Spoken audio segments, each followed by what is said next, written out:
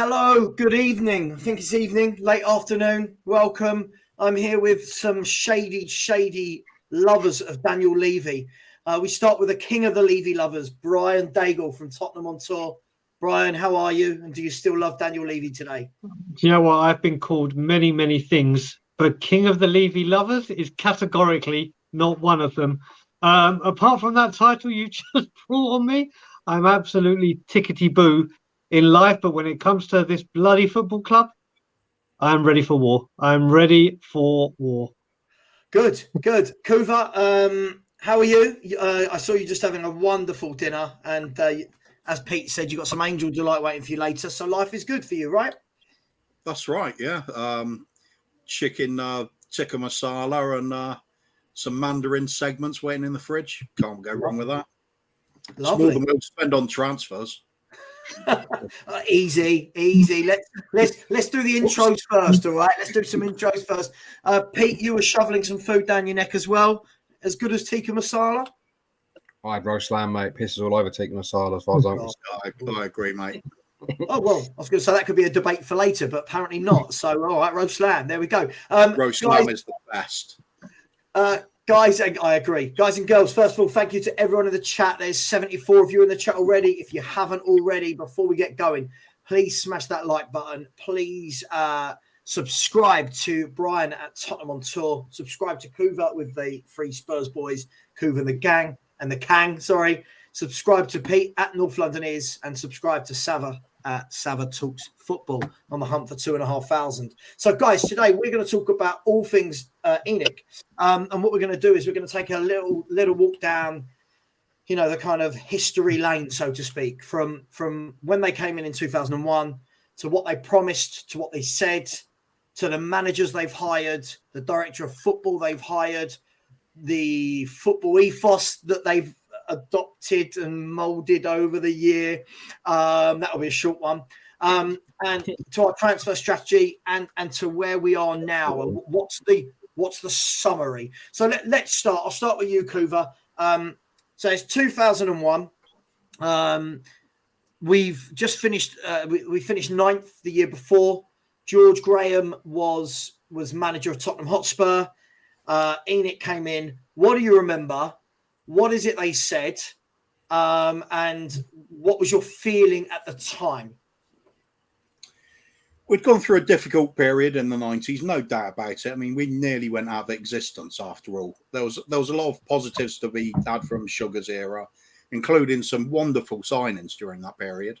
We had Jurgen Klinsmann come to the club. That was a blinder. Hell of a summer, that. He got a lot of things wrong. He's not really a football man, but he did his best, I think. But it got to the point where the football was just a little bit too unacceptable. Fans got on his back, forced him out. The one thing we did have with George Graham is we'd finally returned to being a cup team again. We'd just won one. We were doing well in cup competitions. League form was pretty bad, to be fair, because we had no consistency. But rising to winning the cups was always been our thing.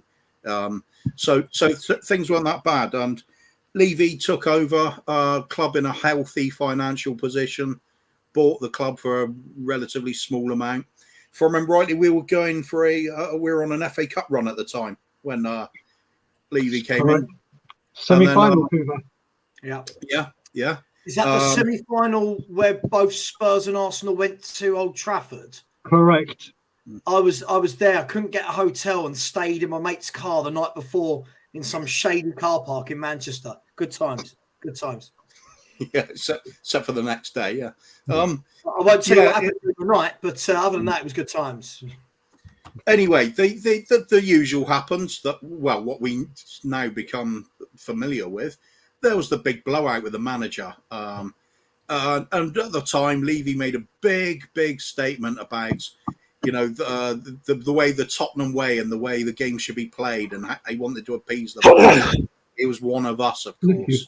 Which of course he wasn't until there was an Enic interest in the club, which started as early as 91 was it, something like that, where that sort of slow takeover happened. Sugar coming in, Enic were part of that takeover. That's one thing that gets washed over a lot. They've been there a long while. So Levy clearly had no affinity to the club. They'd been at the likes of Rangers. There'd been lots of clubs all over Europe, Eastern Europe, Greece, you name it. All they're interested in was having interests in clubs and getting some money out of it. That was what they do. So when he came in, all this promises of get back to the Tottenham way of playing football, sack George Graham, who got success, like him or not, that is a fact. We were successful. Yeah. Bring in Glenn Hoddle, fan favourite. How could he not be? He's a club legend. Then fail with him immediately by not signing players that are lined up they wanted, notably Morientes and Samuel Eto'o, who were basically wonderful players at that period. Then we just the rumour. Sorry, can I just add to that very quickly? Morientes and Eto'o were available for a combined £12 million. Yeah. The rumor that was going around at the time is it fell through because Levy wanted to restructure the finance part of it, how to pay for it. Yeah. So we ended up with Bobby Zamora, and we ended up with Helder Postiga. A bit of a downgrade, really, isn't it? Two very good centre forwards. And shortly afterwards, after all this build-up talk of the football is what matters at this club, let's get our identity there, the playing the Tottenham way. Then sack Glenn Hoddle and bring in Jacques Santini. And that was the first time I realised this owner is full of shit. Right. I do not believe a word he says after that. I mean, look, absolutely. I mean, it was, I suppose at the time, Brian, a little bit unknown. I mean, let's be fair. Back then, yes, there was internet, but it was nothing like now. It wasn't all of the Twitters and the, and Instagrams and all the YouTube channels. But one thing they did say, and I just want to remind everyone what they said, Brian, and I'll bring you in on this, is they warned us, didn't they? They basically told us what they were coming here for. So apart from telling us about the brand of football they were going to bring back, if I'm right, they did say this. They did say, let me just quickly remove that comment, that there is no passion here in football. This is purely financial. We chose football because it is the biggest money spinner. Now, Brian, this is what the owner told us when he bought the club 22 years ago. Yep. Why didn't we listen? Well, we were so adamant to get Sugar out, which I agree with. But one thing, whenever I talk about how adamant we were to get Sugar out, do remember we would not be sitting here right now having this debate about Levy or Tottenham or players in or stadium or anything if Alan Sugar hadn't come and bought the clubs. Yes, he deserved to go. Yes, he did things badly near the end. He even says it was one of the worst decisions he did, trying to buy Tottenham or buying Tottenham. But we move on from there. And it was, right, here's a new day. And what I'm going to talk about two of the things Kuva said.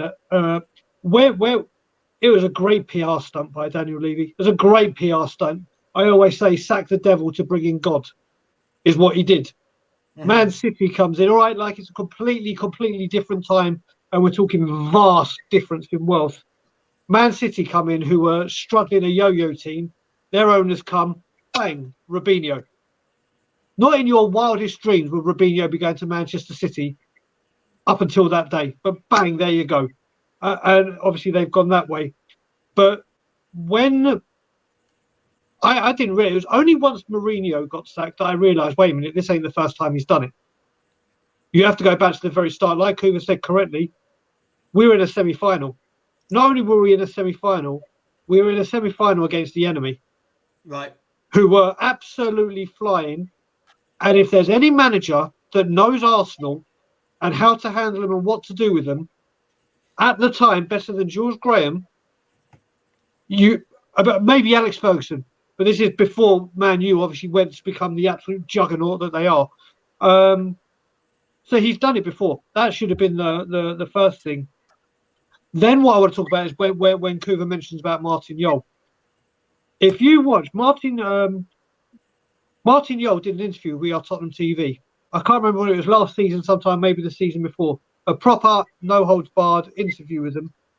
And Martin Yole even told the story that when he came over to Tottenham from Holland, he was told he was going to be the manager. And then when he arrived, he got told, oh, no, you're the assistant. We've hired Santini instead. So you're going to be... But Martin Yole came over under the pretenses that he's going to be the manager. So he's lied again. But then obviously we know what happened with Santini and Martin Yole got his rightful place.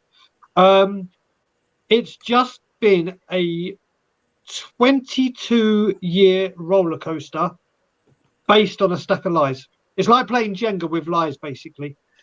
And it's been non-stop. I'll throw this out then, Pete. Let's mix this up a little bit. Whilst I agree with Brian, for the purpose of this show, has it been a stack of lies? Because that comment we just brought up about this is finance, this is why we chose football. They recognised football's going to be this great big behemoth. It was already big. Of course it was big. But little did we know the behemoth it was going to come into. And technically, he's not lied, has he? He's told from the beginning, we are here for finance. 22 years later as fans, everyone's sitting there going, why isn't he buying players? Why doesn't he care about winning? Where's the process? Where's the ethos? He's done everything he said he was going to do, Pete, for him and Enic, right? Yeah, all day long. He's making money. They're an investment. The clue is in the name. They're an investment company. So they invested a little bit of money and they've used football as a means to grow their asset, which is what they set out to do at the beginning. It's what they've done. Unfortunately, there's been periods where fans have believed certain things, thinking it means one thing and it actually doesn't. And that's where we've come unstuck. So I wouldn't say it's been a roller coaster. Well, I don't know what it's been, to be honest. It's more... Hasn't it just been a plateau? Hasn't it just been... Yeah, because it's not really been any... It's been a couple of highs, I suppose, like Champions League finals and nearly challenging for the title. But I don't think that was by design. That was just by chance. There's never been a consistent, well, here we go, this is what we're going to do. The only one time I felt there was a plan with these is when we had Arneson in and we started buying up young English talent like Tom Huddleston, Dawson, Andy Reid. There was Carrick, and you could say, okay, there's a plan there. There's a recruitment plan, and then lo and behold, we started picking up a bit after that. But that's the only time I felt there's any sort of idea of what or a plan of what to do. Since then, it's just been going down every single road they can choose and then coming back again. No, I don't like that down there. And Pete, just before I move on to the next point, I mean, unfortunately, when we talk about movements in terms of, we'll talk about this in more detail later, movements as to what we can do to start trying to get them out of the club. This for me is what you will always get. Now, unfortunately, John isn't in the minority. This appears to be the majority, lads. This is for all of you. This appears to be the majority takeaway, is that Levy built us the best stadium in the world. First of all, he didn't build us the stadium, right? We paid for it. I mean, it's not my stadium. I don't know. It's not yours, Kuva, or yours, Brian, or yours, Pete. It's none of our stadium. It's their cash cow, right? We're in the Champions League knockout rounds and currently the top 4-2. What more do you want? Stop complaining and get behind the club. Guys, go. I can deal with this. Listen, there is absolutely no denying that stadium is an architectural masterpiece. It's sensational. There's not a sodding thing wrong with it. And he deserves credit for that. And I will give him the credit for that. But what I won't do is, if that was our stadium, and you say he's built the best stadium, why is there no come on you Spurs on the seats? Why is there no... Why is there nothing to... Like, you looked at the boxing and someone even tweeted, if it weren't for that cockerel on the top, you wouldn't even know it's the Tottenham Hotspur Stadium. Yeah. What I want to do as well... There's no coys, is there, across the stand? There's no coys. They've even had to remove the game is about glory around the... They've even removed that. Then we come to what he said about challenging for the top and being in Champions League. The whole thing about being in Champions League is to bring in revenue, to strengthen your squad, and to attract players. When we weren't in the Champions League, we were told, oh, we can't attract these players because we haven't got Champions League football. We haven't got Champions League football. They all want Champions League football. Well, we've got Champions League football. We've got the money. Yeah. Where is it? And I don't know what, I can't remember the name of the guy that said it. When you grew up as a kid, John, when you grew up as a kid, and your family or your friends, whoever made you support Spurs, or the reason why you support Spurs, was it because you wanted to say, oh yes, we have a very good stadium, and oh yes, we're challenging for the top four, and oh yes, we've got to semi-finals and finals? No, I support Spurs because my family told me about Martin Chivers, Alan Gilzine, Dave Mackay, Pat Jennings, Ricky Villa, Ozzy Ardiles, and all the people prior to me. And then I heard about the titles, the 61 double winning team, the only team to win the FA Cup as non-league, the first people to win the FA Cup 8 times, to play a style of football, to have something within the community, and to play attractive football, which is, for me, I don't care. Winning is winning. Yes, I'd rather play Poch style football, but if we had to play boring football and win the Premier League, sign me up for boredom. I do not accept finishing fourth over an FA Cup. I do not accept finishing fourth and the money coming in and not being spent. And I do not accept when we get told, oh, there's all this money, and then coming to January, there's no money. Or now apparently he's happy to. The Spurs, I heard today, really want to back Conte, but it's all about replacing the current squad that we have. It basically worded, we have to sell to buy. Right. I mean, look, he's spot on. I mean, Pete, from your point of view, that comment there, when you see fans that are satisfied with a stadium, when you see fans that bring out the "we're fourth" argument, what does that? How does that make you feel as a fan? Frustrated. I mean, the first things first. Levy built nothing. The geezer's going on like Levy was there with his tool belt and his boots on, built, Black and Decker building it. Nowhere to be seen. He didn't pay for it either, as we'll prove later on with some of the things you've got. They haven't paid to put any money into it. It's been built by club money. So Levy's done nothing. All he's done is facilitated it. He's not built it. The club has built it. The club are paying for it. The fans are paying for it. Yeah. Secondly, I mean, with people like that, and there's too many of them, I've used an analogy before. It's like, we've all seen The Matrix, yeah? You know when everyone unplug him and he's in that pod full of all the pink shit, and he looks up and you see fucking millions of people all in the pods. It's like that. Everyone's plugged into something, and now he's woken up and he's seen what actually is going on in the world. It ain't what he thought it was. This is reality. And this is where I think we are with fans. It's like trying to unplug them from the Matrix. It's like, we got the stadium, we got this, we got that, and everything that don't mean nothing. Everything that means nothing. In reality, is you hear you see the evidence over the years. You see the comments now coming out from another manager how we have to buy players within the club's policy, within the club's this, the club's that. Not players I want, what the club wants. And he's not the first manager to say that, and he ain't going to be the last. What evidence do you want as fans to say, well, hang on a minute, we are being fleeced? There's no agenda to increase the prestige of this club whatsoever. It's just revenue. It's all it is. I mean, absolutely, Kuva. I'll come on to you, and then I'll move on to our next point, which is still about the stadium. But I mean, what I've never understood, Kuva, is whenever I speak to fans of any other club, they don't care we've got a new stadium. They're not jealous that we've got a nice, shiny stadium, because they're celebrating their teams winning trophies. They're celebrating their teams buying top players. I.e., do you think, as I said, I used to work at Chelsea, right? And when I worked there, I was actually working in the stadium, in the offices within the stadium itself, right? And the whole place is old. It's old, right? It's not nice. It's okay. It's an okay Premier League football ground. But they bring titles to it. They go out like last week and go, sorry, how much you want for Nkunku? Yeah, go on. Yeah, we'll have that. But our fans are sitting there praising Stadia. Why when did this happen, Kuva? When did football fans grow up and pray for a stadium in their Panini sticker album rather than a Gary Lineker sticker? Do you know what I mean? When did this happen? It started happening as soon as all the big money started getting pumped into football. And then you got greedy little, thirsty little parasites getting into clubs and bleeding all the money they possibly could out of the fans and everything to do with it. We used to be run as a club with owners who cared about the club and the fans.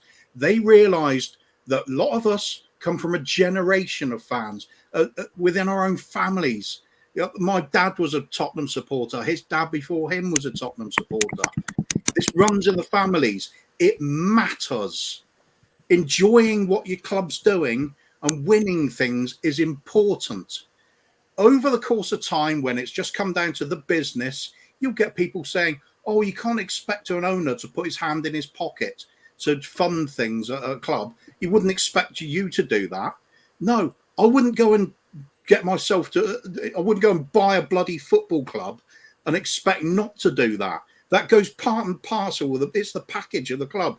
You appease the fans. You take the fans on board. This is what the club is. It is still the fans. At the end of the day, a stadium, it doesn't matter. You can play with throw your shirts, your jumpers down and play with them as goalposts. You're still going to get people who care about what we're about, the history of the club. You're going to get that will continue.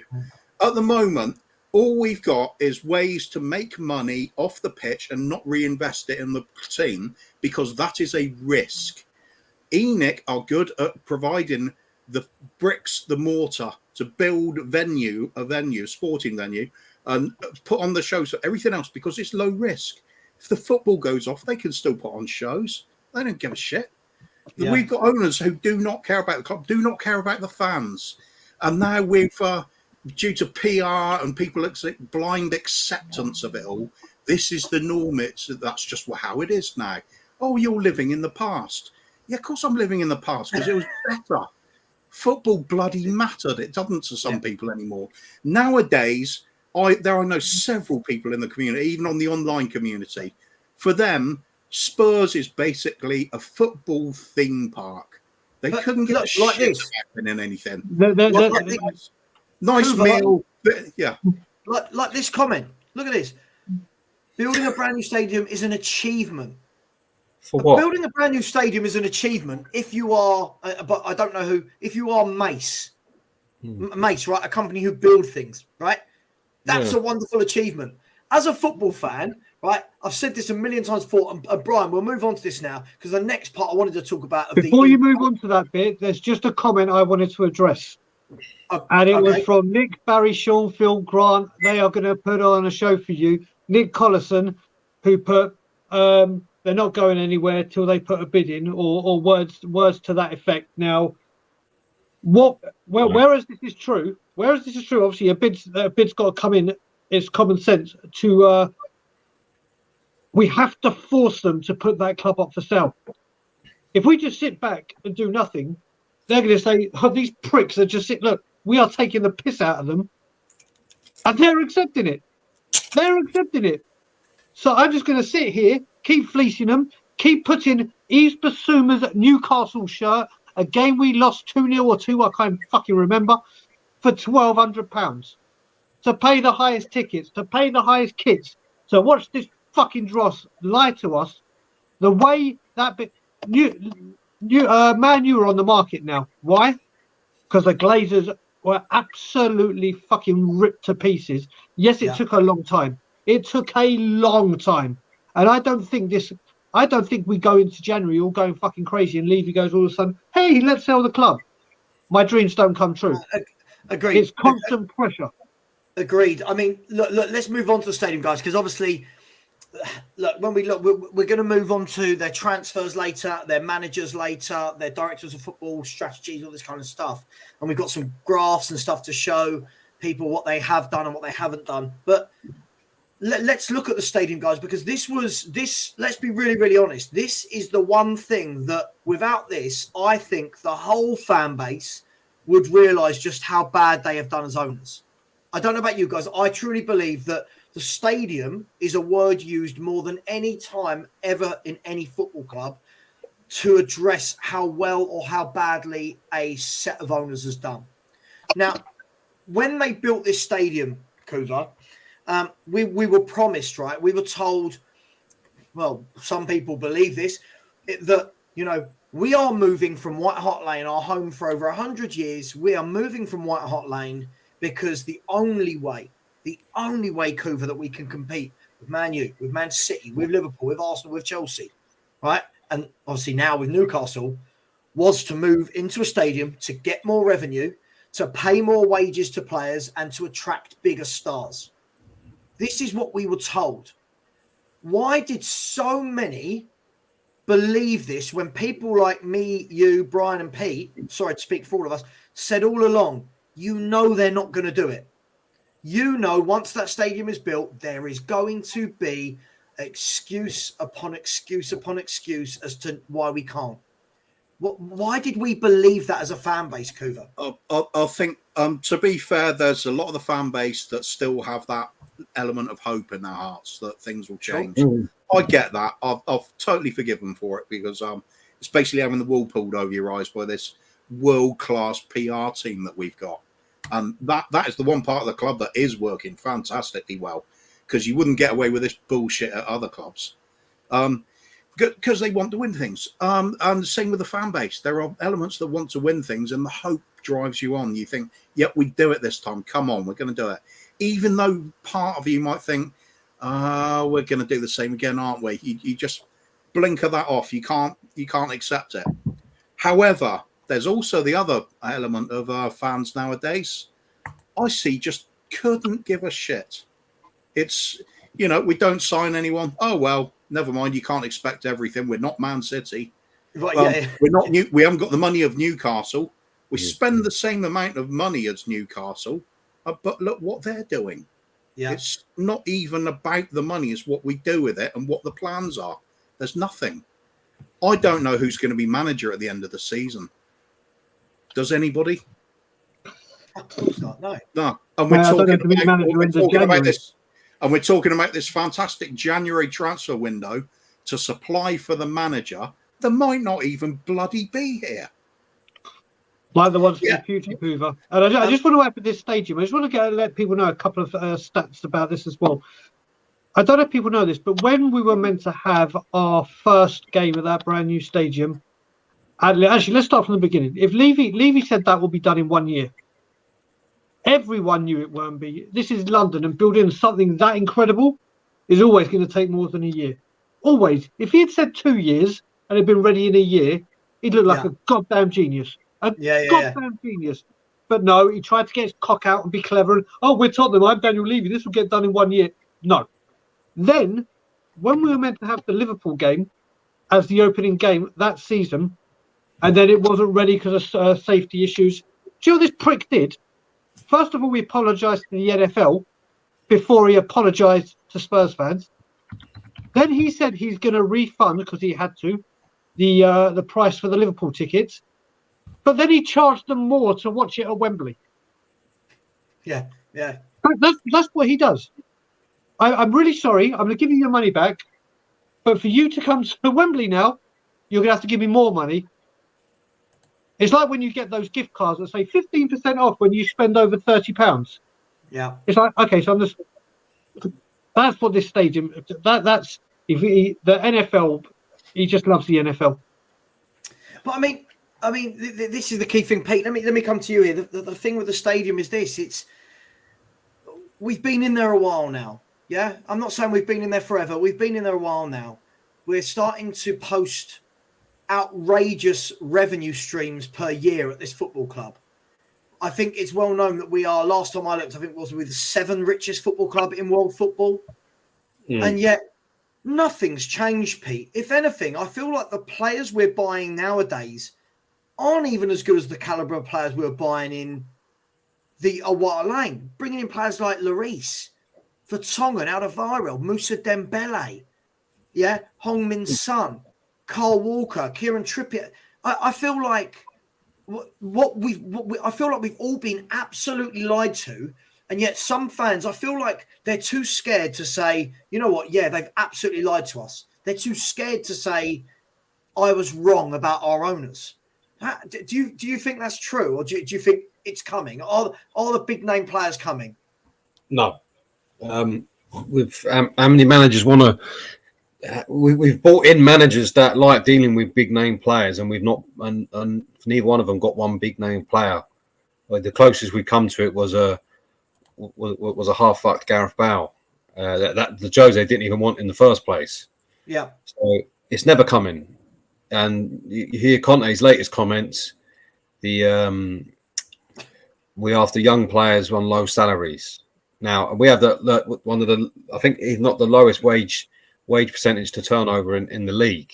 Yeah. So there's plenty of wiggle room there. And then we had probably the same fans who I had argument with after the Nuno window when we basically did nothing, and we saved 90 million on the transfer on the wage budget, and they were jumping up and down. So where's that? So we're always looking for the cheap option. Now I can understand that at White Hart Lane to a degree, even though we did better there in terms of our recruitment. But okay, limited stadium. You know what I mean? You couldn't hold events there and all that. So the revenue stream was pretty fixed, quite low. But now, when you go to this stadium, which is basically a massive cash point, but the cash only goes one way. You can't withdraw out of it. You can only put into it. You think, how is that policy still the same? How can that be right? And people are hearing this now, and then where's the outrage? I haven't seen it. Even if you were the most optimistic person in the world about Spurs and about these owners, surely you've got to stand up and hang on a minute, something's not right. How can that be right? What was the point in doing what we've just done then to behave the way we've always behaved? What is the point? And then that's when the lies start coming out, and people got to start seeing it for what it is. It's just all we are is getting fleeced to charge an absolute fortune to come and watch that team. Any merchandise is a joke, as Brian said. 1,200 quid for an East Basuma shirt, which he probably was only on for about 5 minutes on a game we lost, and they want £1,200 for it. And you look at the other thing. I mean, any communication you get from the club is about spending money in the shop. Yeah, there's nothing worthwhile. I mean, you might as well block them. Yeah, every other game, free. You know, like I said, you'll lose a game, but you can look forward to your free delivery off when you spend £50 email coming through the next day. It's all money. It's the same thing, Pete, isn't it? You know the moment that the moment a transfer window is about to close and we haven't signed anyone, a new contract will be announced. Oh yeah. Fans will go delirious over it. You know you won't find anyone, and then the next thing you know, your inbox of your email is bombarded with 50% off. Go to the Skywalk, the NFL, Lady Gaga's here, Rihanna, whoever. That's the announcement you normally get after a shit window, and we've got a boxing match coming up. Great, yeah. Or someone else has booked in for a concert. Great. Yeah, absolutely. I mean, and the problem is our fans are celebrating that. And these owners have managed to convince the fans that having the stadium the way we do makes us an elite club all of a sudden. Because somehow they got to the Super League thing and all. How we got into that, I have no idea. We had no business being anywhere near it. Yeah, because one thing we ain't is any deserve to be in the top cream of crop of Europe. But because of the stadium, that automatic fans automatically think that stadium means that we're a big club. Same as you keep hearing players want to come and play in the stadium. No, they won't. They couldn't give a shit. Yeah, they want to have a training ground, but the stadium they couldn't give a monkeys because they're playing it every other week, and they're going to play in another stadium. It's just a stadium at the end of the day. If it's a one-off, if you talk, when it's like when you get a cup draw against a League 2 team or something or a conference team, then it means everything to them because that's the best they're ever going to get. But you ain't going to sign a top player. By the way, we're not going to pay good money, but you can play in the stadium. Oh, yeah, thanks very much. Well, I think this is the key thing. Just quickly before we move on, guys, look, keep smashing the like button, people. There's 256 of you in the chat. So big numbers. Please keep adding your comments. Keep liking. There's 256, only 74 likes. Keep liking. I have seen that there's some super chats. I will get round to them. I promise you. I just don't want to ruin the flow at the moment. If you do want to put any super chats, please do. And please subscribe to Pete at North London is. Subscribe to Brian, Tottenham on Tour, and subscribe to Kuva, which is the free Spurs boys, Kuv and the Kang. Guys, it's things like, I don't want to go too deep into players now because we're going to come to this a bit later. But Craig, the thing for me is fans always do this. They throw up the one example that didn't work. Like 60 million on Dembele, 200k a week. That's nothing. If you go down to Arsenal, Man United, Man City, Chelsea, Liverpool, they'll have plenty of players that were on 60 million, that were on 200k a week or more and cost more than 60 million that didn't work. They moved them on and they got someone else in. Spurs fans are still clinging on to this kind of one deal that Daniel Levy did that was expensive. Kuva, just quickly, look, the stadium, the last thing I want to say about the stadium is, look, I've always been a believer that once all is said and done, once we've finished eating our sausage rolls, once you've had your beer, once it turns 3 o'clock, it's all about what happens on that bit of green grass, right? The light show's finished. The ref blows his whistle. All of a sudden, we could be playing in the Hackney Marshes, the old White Hart Lane, or this super-duper stadium. It doesn't mean anything for the football, does it, to be playing in this wonderful stadium? It's not helped us in any way, shape, or form, has it? That's what I was talking about a minute ago. Is as for some fans, this is a football themed, a football theme park. Yeah. It's not about dreaming about winning. It's not about glory. They take all those signs down around the club, I'm sure, because it embarrasses them. It's all about glory. Enic doesn't want that up on the stadium. Christ's sake, that's one thing it isn't with Enic. Come on, I've got to respond to this John George comment from 535. Just another one. It took Arsenal 8 years to win a trophy, the FA Cup, after moving into their new stadium. It's only been 3 years or so we moved into our new stadium. Let Conte do his job and learn to be patient. Right. The response to that is, John, do you actually listen to press conferences? If you do, there is a lot of information in there that will contradict this. Starting off with Conte saying, I am not allowed to say what I think the club needs to do. He then carries on and says what the club's plan is. So that clearly does not coincide with what he wants to do because he's not allowed to say. The club are now, and then Conte goes on to say, we are going to be signing cheap, low-wage youngsters to develop at the club. Does that sound like being patient is going to get us very far when people are start signing established World Cup stars, our main rivals, who we are in a similar boat to? We should be comparable to Arsenal. They can manage to do it. We don't. No ambition whatsoever. Yeah, I just want to add to this as well. I was one of those fans, and John George, I'm sure you were, and I can guarantee these four were, and pretty much the 248 people that asked the question, I had great joy in singing 8 years and you've won fuck all, 8 years and you've won fuck all. How embarrassing is that? Here we are at 13 years. Let's be patient. 13 years, almost double. When they won that FA Cup, and it took 13 years of what, Brian? Since we've won 13 something? 13 years since we've won a trophy. It's a lot longer than it's 15 years since we've won something. 15. Mate. Okay, 15. So my bad. We've almost doubled it. We've almost doubled it. But here we were singing 8 years and you've won fuck all. The trophy they won before they won that FA Cup was the Premier League when they had gone invincible. Let's be patient. And what did they do with that invincible team? They listened to Wenger and they won the league. We'll carry on. When we won the FA Cup in 1991, we were the only team to have won it 8 times. Arsenal have now won it 14 times. Let's be patient.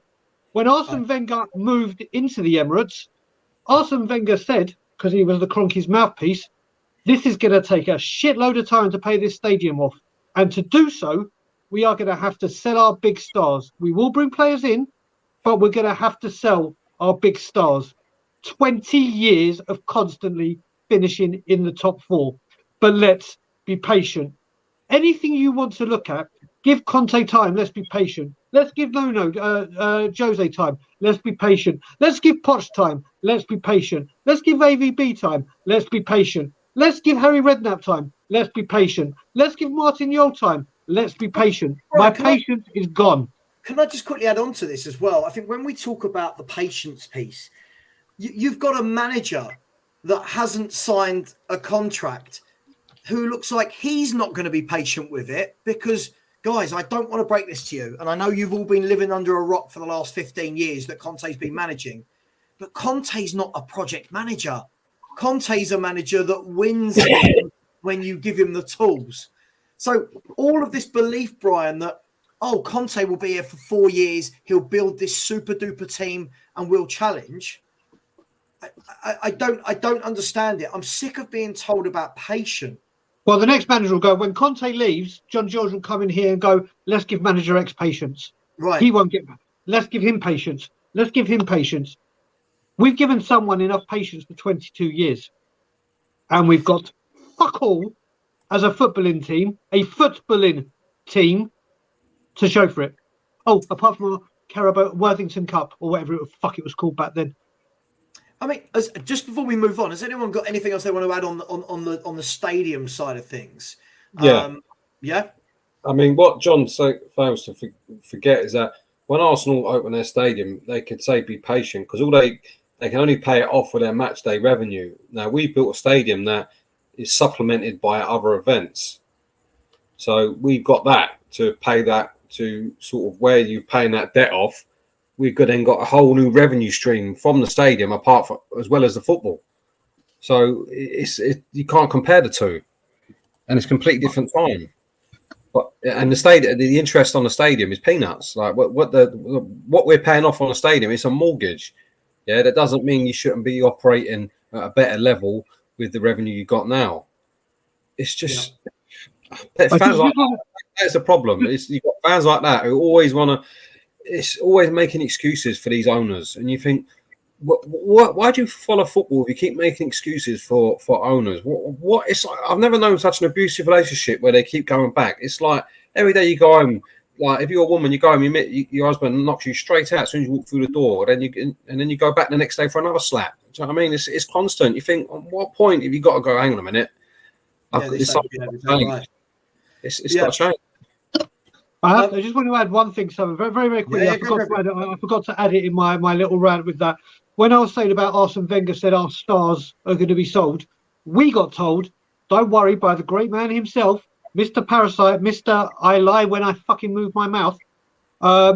He said, don't worry, the stadium costs are here, going to have no impact on transfer. The transfer money is over here. It's been ring-fenced in a way that nothing will affect the transfer market. 18 months of signing no one. But let's be patient. Let's move away from the stadium then. Kuva, let me start with you. So I want to address the club ethos under Enic. Now, unless somebody can tell me, and listen, I've been wrong before. I'm sure I'll be wrong again, guys. Aren't Enic the longest serving owners in the Premier League? Yes.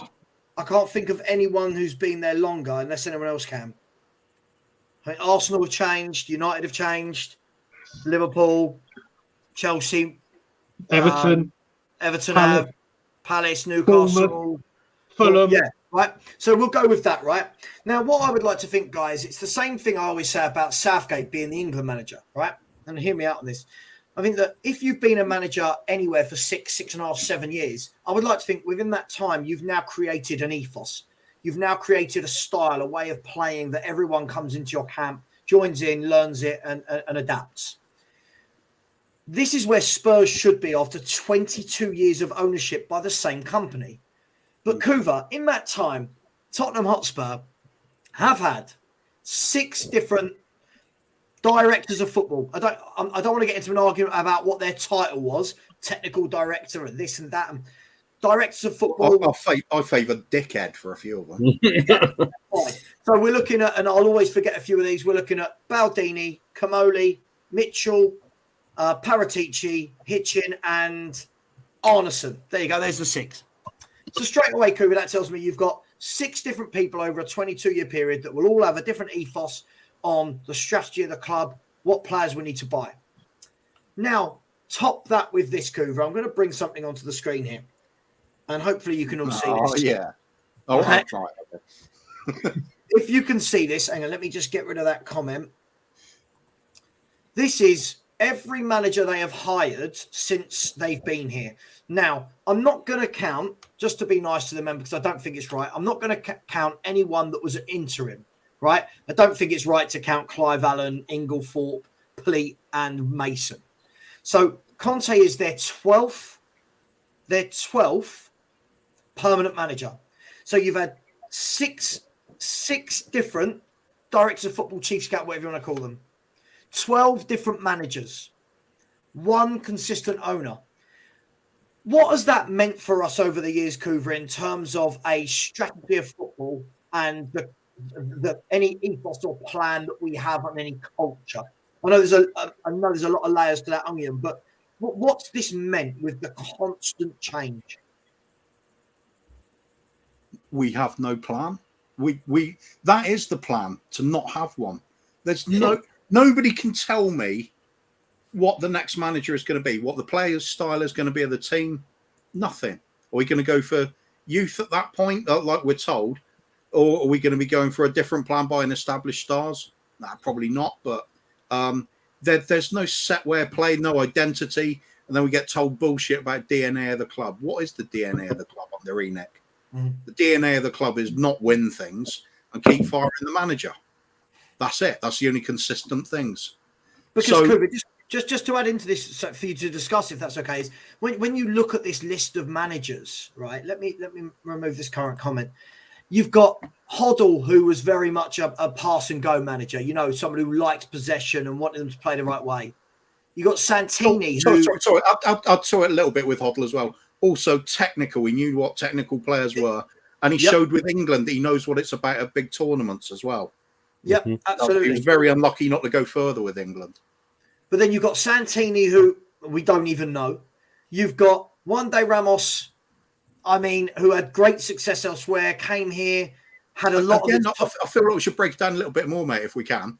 I didn't want to break down everyone. I wanted to ask you a question. I didn't want to break down every single... Ramos took the ketchup away. My point is that all of these managers, you look, Juande Ramos, completely different. Harry Redknapp was a free-flowing, go-and-attack manager. Villas-Boas was the complete opposite to Harry Redknapp. Pochettino was the complete opposite to Villas-Boas. Jose Mourinho was the polar opposite to Poch. Nuno, I don't know what his style is. And Antonio Conte is a very defensive-minded, rigid manager as well. Is it any surprise that we've been left over this 22 years with a complete mishmash, with no one being able to get anything over the line? Where is the plan? Just in that, look at how much it's chopped and changed. It's just bullshit words that come out of the press office. Who cares? Know what it's going to be like. Randomness. That's what we're going to get next. I think there was always been. I think if you could get a copy of the commercial plan, I think you'll find it. They've followed it to the letter. It's the football side that they can give a toss. The commercial plan, I guarantee, has been followed. Right. Spot on. They've been consistent with that, right? But we're never going to see that. It's just the football side is being has not been bothered, and now it sort of feels even more with the stadium that, if anything, the football side is more of an inconvenience. That the fact that they've had to put a football club there, if they'd their way, they'd probably get rid of us and then just keep renting out for events. Yeah, you know what I mean, be surprised they said it in the NFL. I'll ask you a question, but for all of you, can you name one of our ex-players on the board? No, there ain't none, is there? No, there's ambassadors. So when they have their little get-together of, who should we get in next as manager? You've done finance for 27 years. What do you think? Oh, yeah, I used to sell cars. Daniel Levy, and is it Donna Cullen? It's always the same people. Do you remember the independent advisory board that they announced they were going to put together? Yeah. Where's that? That's never been done. Do you know what I mean? Listen, Oh, what was it? The token non-executive. But they ain't even bothered with that. mate, that was spilled from the supporters' trust to appease the fans after the Super League. Oh, But yeah, what I will say, and it was because of the fan-led review that they thought they would. What I will say about managers is, it's been one of my biggest things, and I've been saying it for ages, but predominantly when I've been on YouTube about the what you said about the mishmash of managers and styles. Because you've got excess players that don't fit the system. But if you let's look at the filth. Let's look down the road at Arsenal. Got rid of Wenger. What did they do? They brought in Emery. What does he do? Likes to play attacking football. Didn't work. What did they do? They bring in Arteta. What does he like to do? Play attacking football. Might have had the players they all wanted for their thing. They stuck to it. Liverpool went through, and Liverpool are known for it. They went through a period where they had Houllier, Benitez, Hodgson, very defensive. But then they're like, okay, let's switch this up. This ain't the Liverpool way. Rodgers, Klopp.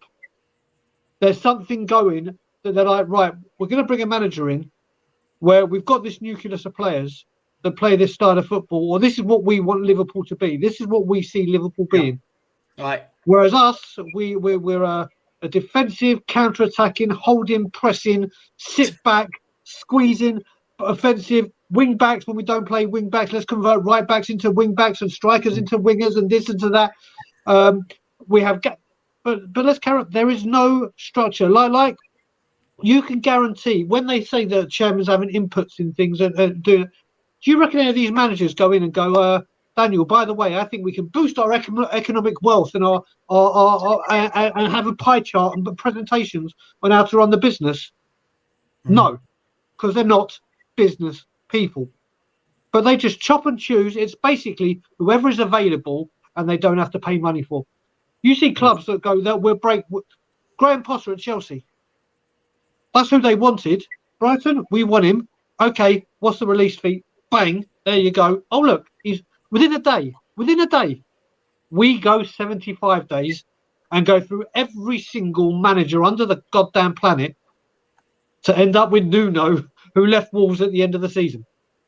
It's just, it feels like, doesn't it, Kuva, when you look at it, it's not just that the directors of football that we bring in seem to have their own philosophy as well, right? But when you look at the managers, there's no, I think, Pete, I'm going to steal this from you. You messaged me the other day and said this. There's no joined up thinking. You know, the thinking should be this. Okay, right, everybody, we're going to bring in Antonio Conte as the manager of this football club. Okay, let's sit down around the table. What is good and what is bad about Conte? What have we got that Conte needs versus what we need to bring in for Conte to be successful? Where's the weighting on it? Have we got 80% of what he needs already? No, because we need top centre-backs and wing-backs. Yeah? Have we got 20%? Yes. Do we want to invest the 80%? There's no joined-up thinking. For me, all of the latest hires have been, as we've said before, Kuva, it's been rabbits out of hat, firefighting, rather than joined up. This is where we are heading as a football club. Even that suggestion isn't enough, really, is it? You don't get in the manager and then think, what's the plan going to be? Getting the manager in is part of the plan. The owners need to say, here's the vision of what we want, long term, this is what we need to do it. The manager is part of that process. It's not just a random pick out of the bloody arsehole at sometimes and just, whatever this one wants, we'll go with that. Oh, we can't, it'll cost too much. We'll have to partially go with that. Sack him and then, pick another name out of the hat that we've heard of. Let's go with his style of football. Oh, too expensive. We'll partially go with that one. It's just bollocks. It comes from the top and filters down every time. Every time. Kuva, while you're ranting, keep ranting at this guy. Look, this just... Yeah, this is one I wanted to come to as well. What an absolute... I'm sorry, I don't usually call out fans, but there's another one. There's another one as well. There's another one. Finished above Arsenal in each of the last 6 seasons and qualified for the Champions League in 4 of those. Built the Stadium 2. It's a process, so be patient. If it was a process, we would be progressing. We finished top 4 12 years ago now. Where has it got us? I'd argue our team now is worse than it was, that team from 12 years ago. Oh, for sure. 100%. How? So be patient. Where has that got us? Can I just say, Cooper, sorry, there's another one that he's put in just recently about the fucking boxing. And I'm sorry, I don't know if this guy is a troll. No, I don't know if this guy is. This has got to be. I've been on YouTube now for 2.5 years. I've been watching Spurs content on YouTube for 5-6 years. This has to be the most ridiculous comment I have seen in my life. And I'm not even talking Spurs content as well. I was also at Fury Chisora and Joshua versus Usyk. Great atmosphere at both. So I tell you what, why has it taken a group of kids and those TIFO people to do it, to come and create an atmosphere apart from the North London derby? When that TIFO was being made, and I know people that were in there doing it, but do you think Daniel Levy or Tottenham paid for that? Any of that made any contribution to that massive TIFO? No. And you know what they had to do? They had to get volunteers, kids in, to put those TIFOs down because Daniel Levy wouldn't pay for it. If there is an atmosphere there, that bloody one-tier stand, the wall, the white wall, why immediately, if you're a clever man and you want a great atmosphere for all the games, why didn't you immediately get on the phone to the people that sat in the shelf side, people that sat in the Park Lane, that corner generated all the noise, like Palace do over there and go, right, you guys are going in there. That is what we're doing. That has become a tourist attraction. That has literally, that white wall of noise is just one steep hill. That's what it is. Yes, it does get atmosphere. Well done. I'm so proud we can have great atmosphere at boxing. And do you know why the atmosphere was special? Because the boxing promoters spend millions and millions of pounds to make it there. The fireworks, the displays, the loud blaring music. That's what they do. Not what Tottenham do. They spend the millions to generate that atmosphere. And there's a corporate part. There's a corporate part in that goddamn South Stand. And you're going on. Right, if you ever wonder why it will be so difficult to ever have any sort of movement, which we'll talk about later, to rise up against these owners, it's fans like this. It's fans like this as well. Look, it's fans like this comment. To play devil's advocate, Enic took us from mid-table mediocrity in the 90s to regular European mediocrity. I hate to tell people, right? But that's their job to make us better over time. But when did we first get Champions League football? As Kuva said, 2010, right? Yeah, 2009, 2010. In that 12 years, we've gone from a club that played really good football under Harry Redknapp, had a really good Champions League run. Do you remember? It was exciting. We battered teams like Inter Milan. We had a really good run up until we got knocked out by Real Madrid in the quarterfinal, right? To where we are now, where we're watching turgid football, to where we're not, if we played a Real Madrid and Inter Milan now, we're getting absolutely spanked. Right? What's changed in those 12 years, guys? Why is there this belief that because in the 90s, which, by the way, it's not been the 90s for 23 years, right? It was a quarter of a decade ago, right? And last thing I'm going to say before I bring you in on this, right? Whoever, Pete, Kuva, whoever, right? In the 90s, we were winning trophies. We won things. Why is there this? Someone help me. I'm so upset at Spurs fans. It's unreal. Listen, this comes to the point when that word patience, I just don't get it. We're coming up to a quarter of a century. I just don't get it. I'm waiting for him to say patience. We're having an extension on the goal line bar to make it even longer, so we can have more beers that float from the bottom, so you can watch an NFL game with the floating roof, with the retractable pitch. Don't forget the retractable pitch they're going to buy. They're going to renew that because there's one that folds up quicker. So they got to pay for that next. And I've got to ask John Jules, those boxing matches that you went to, those concerts that have been attended to, any of that money gone back into the club? But we need to spend to buy. We're being told that we need to sell to buy. But don't worry, because everyone had a great night watching Tyson Fury win a fight. Yeah. Do you get a trophy for that? Well, do you get league points for that? That is the most stupidest thing I've ever heard in my life. It's not the first time I've heard it. It ain't going to be the last. But it's what I mean. As to nick your quote, Savva, it's the club they deserve. That's what they want. If that is the barometer of how they feel good about their team and their club, is the fact that something completely non-football related has gone on in the ground and been a success, then I tell you what, the owners might as well release a kit for the stadium and they can all buy that and support that. Yeah, because too many of these people think this like a fancy dress stadium. Yeah. Yeah, so I mean, turn up go to a fancy dress party. A stand or something. Turn up as a North stand or something. You know what I mean? Fucking idiots. I'm going to go a step further for next season for doing streams. I'm going to get rid of all this behind me. I'm going to put up on the wall the numbers 2, 3, and 4 to celebrate our top 4 finishes, and then put the bank balance at the bottom of each one. And then when people come on giving us banter like Arsenal fans, Chelsea fans, and we can go, yeah, you're with your pretty little football and your fucking trophies. Take a look at that shit, pal. Fucking we're living the dream. Just quickly. These are the levels. These are levels. Other clubs are lifting trophies, and we got fans saying, "But there was a great atmosphere during the Anthony Joshua fight." I mean, how ridiculous is that? And you can't be a football fan then. You might as well be. You must be a fan of architecture or something. Do you know what I mean? Architecture FC, because you're clearly not a fan of Tottenham Hotspur FC if that is what floats your boat, because that is what the fucking knob cheese, honestly. Let me read out some super chats. It's very rude of me not to. First of all, Ben, big up yourself. If you haven't already, get over to Ben's coffee shop. Ben, put the details in the chat of where people can find you. He has rightly said it's not a trophy to finish above Arsenal.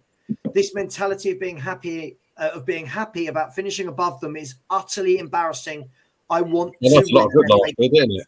Hang on, guys. Let me get these through these super chats, or I never will. He said, "I want to win an FA Cup." Ben, you're absolutely right. This mentality of we finished above Liverpool 9 out of 10 years. Look how that turned out with Liverpool then winning the league, Champions League, FA Cup, and League Cup all in the space of 4 years, and the Super Cup. Look, it's just embarrassing for me. Borodin, thank you so much. Always a big supporter of the channel. Super chat says, seriously, guys, why do you believe Mourinho was sacked and not allowed to manage us in the cup final against City? I've never understood that. We're coming on to that in a minute, Borodin. Thank you so much for the super chat. Rooksy Pop with a super chat said, if you get 4 or 6 points off Man City, you'll help Arsenal win the league. I think January early Dev will decide the league for me. Big up, lads. Don't worry, Rooksy. We're not getting any points off City. I didn't even think of that. How Spursy we're not taking points off Man City. We go 2-0 down to Bournemouth.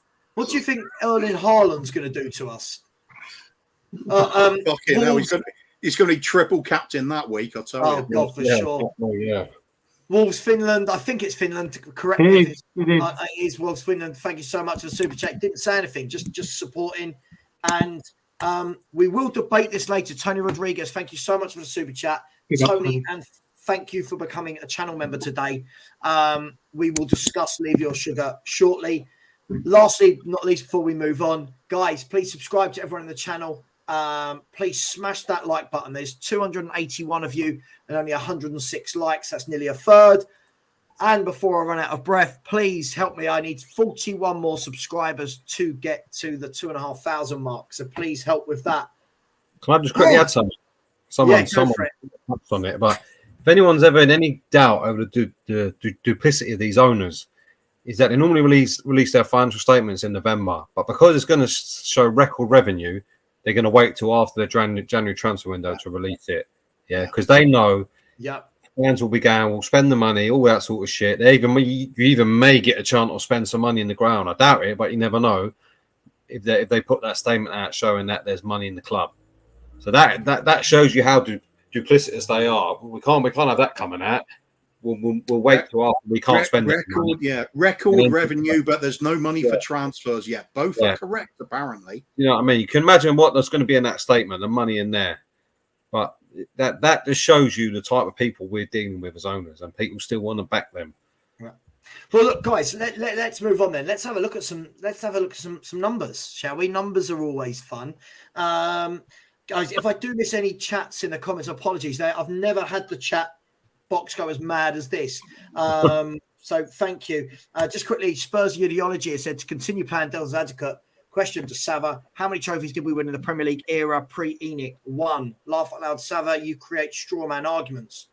Can I also say to Spurs ideology who's trying to be clever? Yeah. The Premier League started. No, sorry, I'm wrong. I've got my mouth out too soon. I apologise. What I was about to say. I'll finish that. The Premier League era started in 1992. Yeah. Mm. So in the 9 years or the 10 years we had before Enic joined, we won 1 trophy. Yeah, we won the League Cup. But you've got to remember the year before the Premier. That's even that's not strictly true, because when Sugar took over, Enic were part of the team that came into the club at that point. It's only they increased their shares over the course of time. It's only in the 2001 that Levy became chairman when we became majority. Okay, fair enough. Okay, so if you look at that, then you're wrong. Now, first of all, I'm an adult. I don't know what this whole straw man arguments thing is. Am I being an idiot? What does this mean?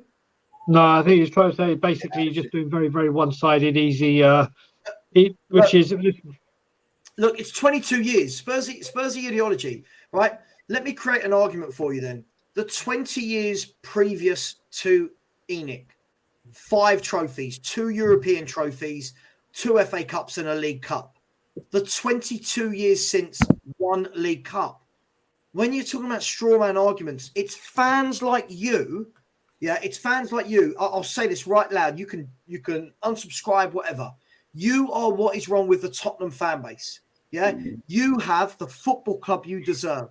Because when you are sticking up for owners that have won 1 League Cup in 22 years, whilst charging the most amount of money to watch a football game, whilst charging £125 for a men's Spurs shirt, yeah, and then you come on here and argue for them, you have the club you deserve, yeah, and it makes sense. Silly picture, no real name. You, sir, are a clown. Sorry if that offends people, but I can't do that anymore.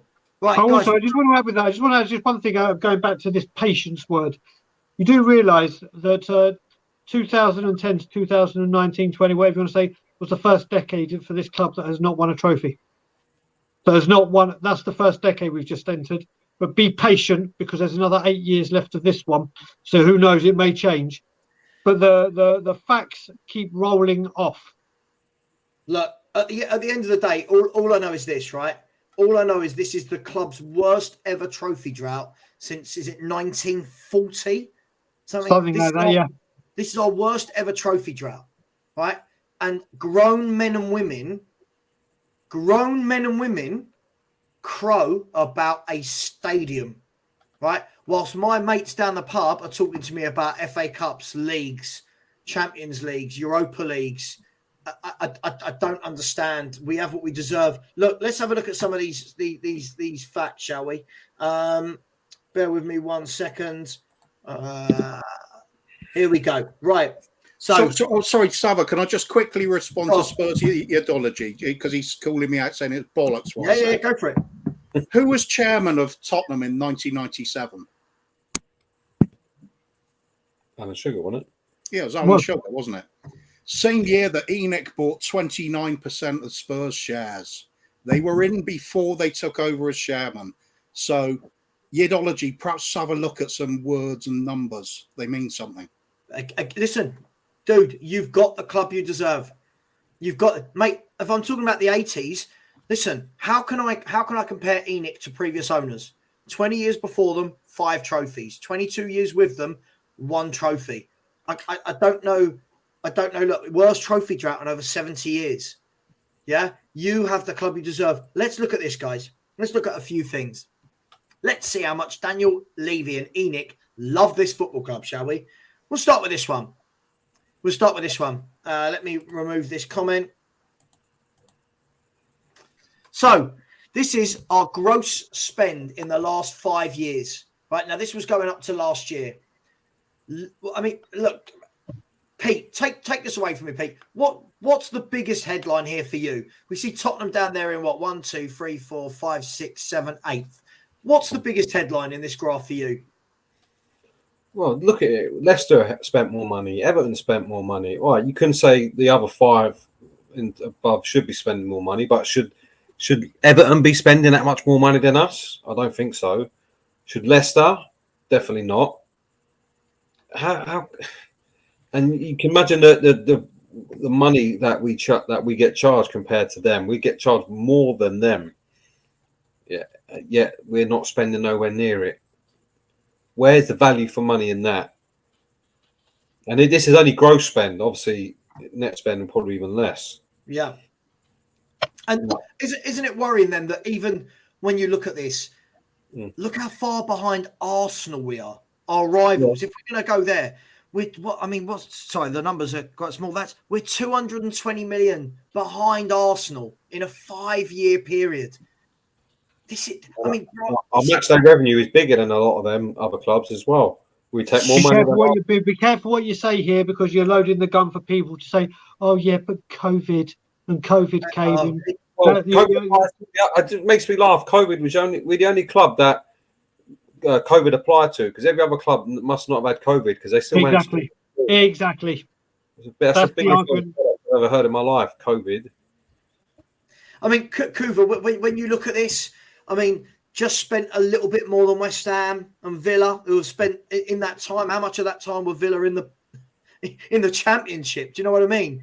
Outspent massively by Everton. Now, people will say, what did Everton do with that? That's not the point. It's, what do you make of this, Kuva? That's just bullshit, isn't it? Everything on there suggests we are not doing what our rivals do. That's it. We're down there with the likes of West Ham and Villa. You look at the ones at the top, ones that win the trophies. Mm-hmm. Yeah, our revenue is up there. Yeah. It's ridiculous. See, again, Kuva, I told you straight away. I told you what you'd get. Look, I'll make John George. Everton spent more money, but look at them now, fighting relegation every season. Is that what you want? I mean, first and foremost, John, how ridiculous. Let me throw your own argument at you. Yeah? Chelsea and Man City have spent more than Everton, right? They're not fighting relegation. Liverpool have spent £13 million more in that time and won a league, a Champions League, an FA Cup and a League Cup. So please don't pick and choose. Leicester City in that time frame won a league and an FA Cup. So please don't use the Everton argument, John. Everton are not bankrupt. They just full foul of FFP. They were not bankrupt at all. They're not bankrupt. They just cannot spend anymore. They've overspent on poor players. They haven't spent money well, but at least they've had a go. They've actually put their money where their mouth is. They haven't spent it well, but we've done that before. But the owners actually. It's not. Sorry. Very, very quickly, Brian. It's like being the kid that finishes not last in the race, but the one before that, and like bigs it up, saying, "Well, I didn't finish last, so it must have been good."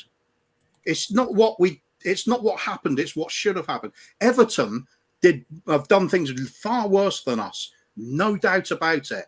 It does not mean that everything we have done is therefore great. Yep. It took an hour and 12 minutes for the. I was waiting to see how long it took to. Do you want to be another Leeds, Derby County, Sheffield Wednesday? That old chestnut excuse for it to come out. Listen, Everton, there's no denying what Everton have done, but like Pete said, they're not bankrupt. They've just overspent. We can go into this window and spend 400 million and not break FFP. Exactly. How much are we going to spend of it? Because we've been so business-like, Spurs now have the capability, plus the revenue, plus the merchandise, plus match day, plus sponsorships, plus skywalks, plus 4x4s and paints and watches and blah, blah, blah, to spend 400 million without even touching FFP. How much are we going to spend this? We're going to spend 400? I don't think we'll spend 400 in the next 4 years. Just quickly, Brian, let me at this guy. Sorry. Oh, Jesus Christ. Dude, were we being flooded with trophies pre-Enic? I didn't say that. This is a straw man argument. Hang on, Kuva, hang on. I need to go full flow. Sorry, go on. This whole straw man argument thing, I don't have a clue what you're talking about. I mean, I'm a grown man. I don't know what this means. Fans like Savva, fans like me, who want to win things, will have us believe we were playing champagne football and winning trophies during the sugar years. I don't think I've once said that. The point is Spurs ideology, yes or no? The 20 years before Enic, 5 trophies. The 20 years after, 1 trophy. I've not once mentioned the style of football. I've not once mentioned that at all. What I've said is we won trophies 20 years before them. 5. 1 in the 22 years with them. How on earth are you backing this failure? What makes me laugh go on. Is that in them 3 years, we weren't paying £80 for a Category C game. Do you know what I mean? You were lucky if you paid £80 for a Category A game. Do you know what I mean? Now it's you could be watching, like I said, Fulham at the Lane, 80 quid to get in, just to get in the door for 1 ticket. That's without all the rest of the stuff you got to buy. Yeah, the whole match day experience weren't, say if you take your kid, weren't costing you 200-300 quid like it does now. There's a big difference between them days and now. Well, I tell you what, we've got one here, guys. We've got one here.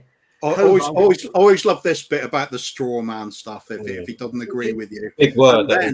And then actually quote give him a fact that Enic did come in before Daniel Levy was chairman, that is clutching at straws. Well, hang on, guys. I've got one. Sorry by cheating and bringing facts into it, mate. This carry on. Fans. This here, ready? Are you ready for the next one? Go on.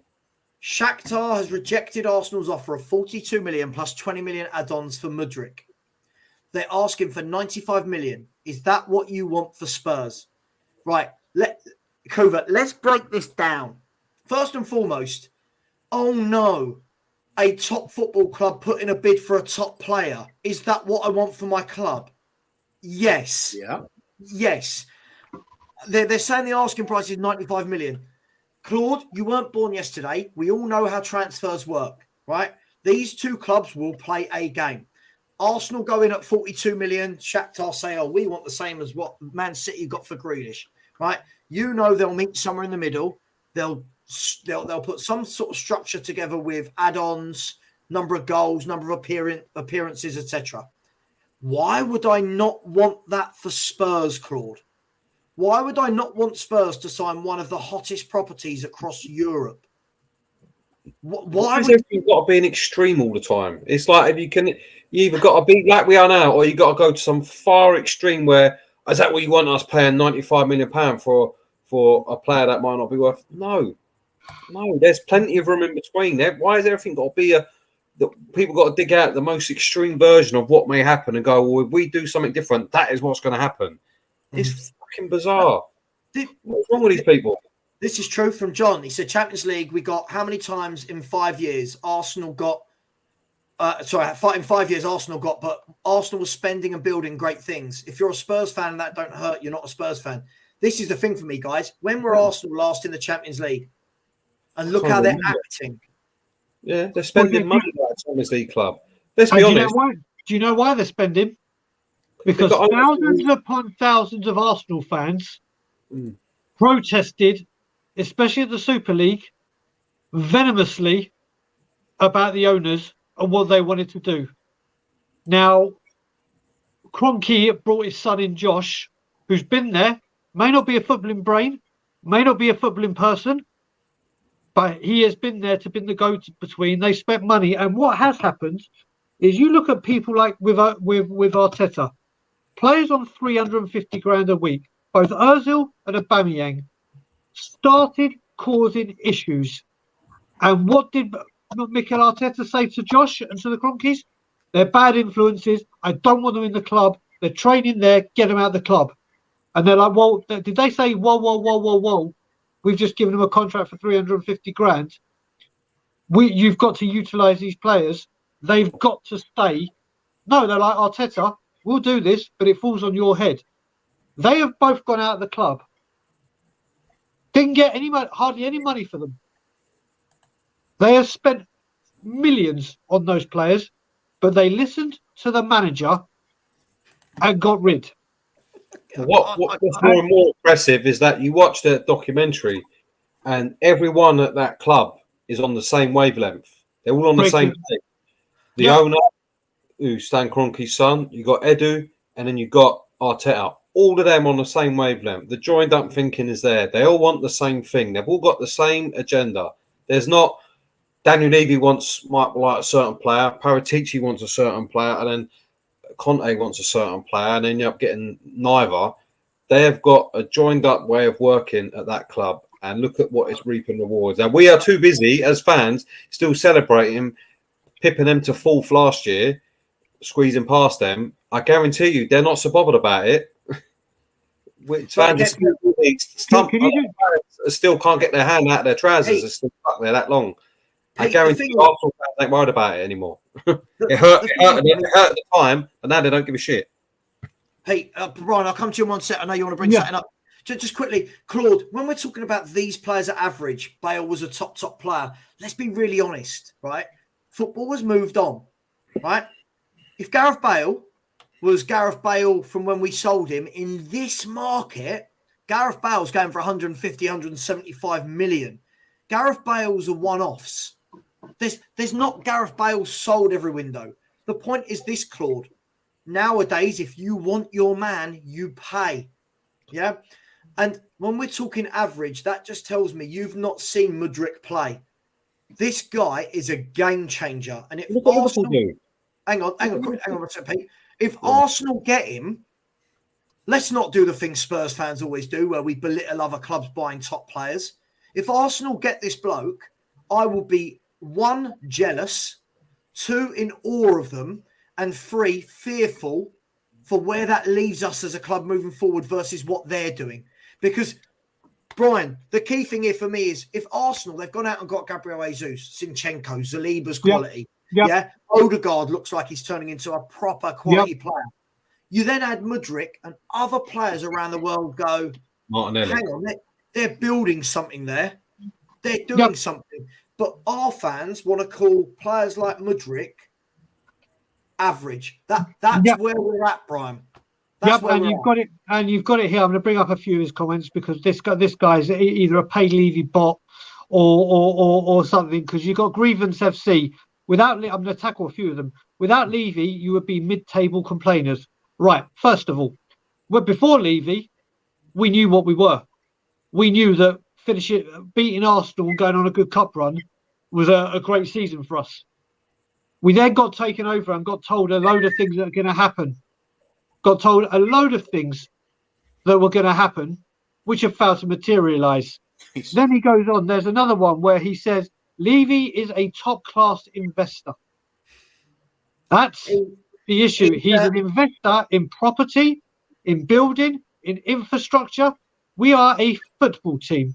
And when you go to top tier, keep sending him your money.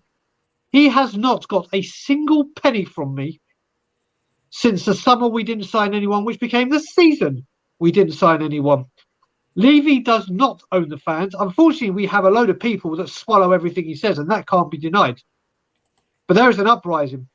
There is an uprising, and it is literally, I don't understand how these are the people that go there. And yeah, you're right. Grievance says one thing right. Levy is laughing at us. He is sitting in his fucking mansion, pissing himself, going, oh my God, I can't believe they've fallen for this one. Oh my God, I can't believe that's another lie I've got away with where they blame the manager, blame the player, blame something else. Yeah, he sits there and goes, how much longer can I do this? Grievance isn't a Spurs fan, he's just rubbing at him. Yeah, can I ask the pro Levy people in the chat, how much has Enic invested in Tottenham in the last 10 years? Now we can answer this question in a sec, so I'll give you a couple of minutes to get your answers in the chat. If you really believe in these owners that much, tell us how much they've invested in the club in the last 10 years. Where you go. And we'll give you the answer in a minute. Yeah. There you go. Put in the chat right now, please, everyone. How much? John George, he's called. Come on. How much of their own money have they put into this club in 10 years? I mean, first of all, just quickly before we go to that, I mean, it just makes me laugh. All I can think of is that when I read comments like this, guys, that let's be fair, if we were signing Mudryk right now, our fans would be wetting themselves with enjoyment. Yeah? Anyone who's told me he's fast and nothing special, I'll be honest, I really wish we were on Twitch, because on Twitch you can play any video you want without copyright, right? Like when I'm on with Rants and Bants, you can play any video you want. Here, if I brought up a video of Mudryk, right, I'd get copyright. This guy is different gravy. And you've got, Claude, tell me who you want them. Tell me who Spurs are going to get this window that you think is better than Mudryk and cheaper. And fits into the club narrative of cheap and low wages. Yeah. Even Liverpool go out and get them. They go and pay the money for the man, and none of this oil money bollocks. No human rights crap and all this other shit you hear from fans. Why we shouldn't have this, that, and the other. But look at Liverpool. We didn't even finish mentioning Diaz. Didn't finish getting his name out, and they went bosh. There you go. We'll have him. You know what I mean? Yeah. They've done it again now. They've done it again now. Yeah, Gakpo. Bosh, done. Yeah. They identify, they scout, and then they move. Yeah. And they pay because they've done that much work on the player that they know he's worth the asking price. So they just pay it. And then they get their man. Same with Diaz. Lo and behold, and a lot of their transfers work because they've done extensive scouting. Right. Pay the money. Yeah. Van Dijk, Alisson, pay the money. No oil money. Yeah. They're a self-run club. They've had their fans a bit upset now because they're not spending money, even though they just bought 85 million Nunez. Now they're just buying a Gakpo and the Diaz they bought. They spend money all from their own means, and their owners putting a bit in. But this is how big clubs operate. The Arsenal will not pay 95 million for him. Anyone with half a brain can work that out, but they'll probably get their man. Yeah, if they want him that badly, they've probably done the homework to think this is what we need to keep us going. Because currently they're top of the league. I guarantee you, Tottenham were top of the league. Daniel Levy would get that wallet and go, yeah, I'll stick it in my pocket. I don't need to spend any money here. We're top of the league. Because it happens every time we finish fourth. Checkbook closed. Keep that in the pocket. Don't need to get that out. Can I just ask, if this is true, and by the way, I'm literally checking this guy's stats right now. Not that I want to go purely on stats. But you've answered your own question here. If I've got a player who's not a centre forward and he's scored 6 goals and got 7 assists, so he's got 13 goal contributions in 14 games, what's not to like?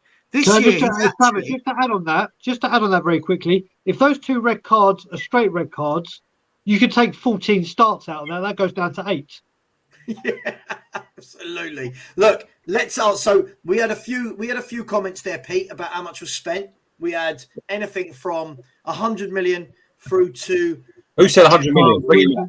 I just need to say something to Grievance once again, because he's actually now talking absolute shit. 80,000 fans in London. 80,000 fans in London tend to show up for the Levy Out protest. Right. People need to know. I can't talk about the Super League one because I couldn't get back to Toronto because of COVID. I flew into Toronto from Toronto to London to make sure I was at the NFL one in 2021. I flew in from Toronto. There was more than 10 there. And as I've said a billion times, that was never about the numbers. If you listen to people and understand what's going on, the whole thing for the NFL was to gain media exposure and get as much negative press out there as possible. Because seeing that I live in America, I know this thing's very well. And people that follow, like Wayne Holland, who follows the NFL, you think Enic are big? NFL will swallow Enic whole for breakfast. And the NFL are absolutely fuming with Levy because of how shit that pitch is on the underneath because he's gone down. But anyway, getting back to the protest. There were more than 10. We got into the New York Press, New York Times, Canada publications. We got into many publications here in England, and the tension grew. Now, the training ground ones, that happened last January. It was me, Graham, and Ryan Isaacs that started that on a whim because we weren't going to go in January, but we were getting fed up. Yes, there weren't the numbers that needed to be there at the beginning, but I can guarantee you by the end, there was a hell of a lot more than 10. And did we gain exposure? Twitter was dominated by it. There was sub-headline news about the protest being arranged. So before you start giving fucking numbers and saying things, there was more than that. And also with Levy out, and I don't take credit for all of it, neither do any of the people Levy out that I'm associated with or every single Levy out person. Isn't it funny that the first time in that stadium that Levy out was chanted, within 48 hours, Nuno's gone because they were calling it, we can't have him coming to my way. Nuno's gone, and Antonio Conte is in that pitch, is in that dressing room, is in that dugout. And Levy out has been sung many times since then, not with the ferocity at United. So it doesn't matter about numbers. The numbers could be bigger, yes. But what we've done, have we made a difference? Yes, we have. Not the biggest difference, but there is fucking a lot of traction from it. Let me move it just quickly, guys. 321 of you in the chat. Thank you so much. Please smash the like button there. As only 116 likes, 321 of you. I'm going to bring up that information now. Just quickly, John George. First of all, you've proven again when you say Kulusevski is much better than Mudryk. I mean, first of all, they don't play in the same position, so I'm not sure how we can ever judge that. That's like me saying Gary Neville is not as good as Ryan Giggs at left wing. It doesn't make sense. Second of all, how do you know he's much better than Mudryk? When did you see Mudryk play? Because I've seen Mudryk, and for me, he looks the real deal. Second of all, Kulusevski isn't even a Spurs player yet, right? He's not a Spurs player yet. And depending on what happens with Paratici, we don't know if he ever will be. And he's coming out and saying he's not happy with things. So these silly arguments. We spent 25 million on Emerson Royale, who has to spend $1 million out of his own pocket to try and convince Spurs fans that he can play football. Fucking hell. You need to spend more than that. I'm telling you now. More than that. Yeah. It just makes me laugh. Like I honestly don't believe some people watch any other leagues in the Premiership. Because look, I love Kulu. He's a very good player.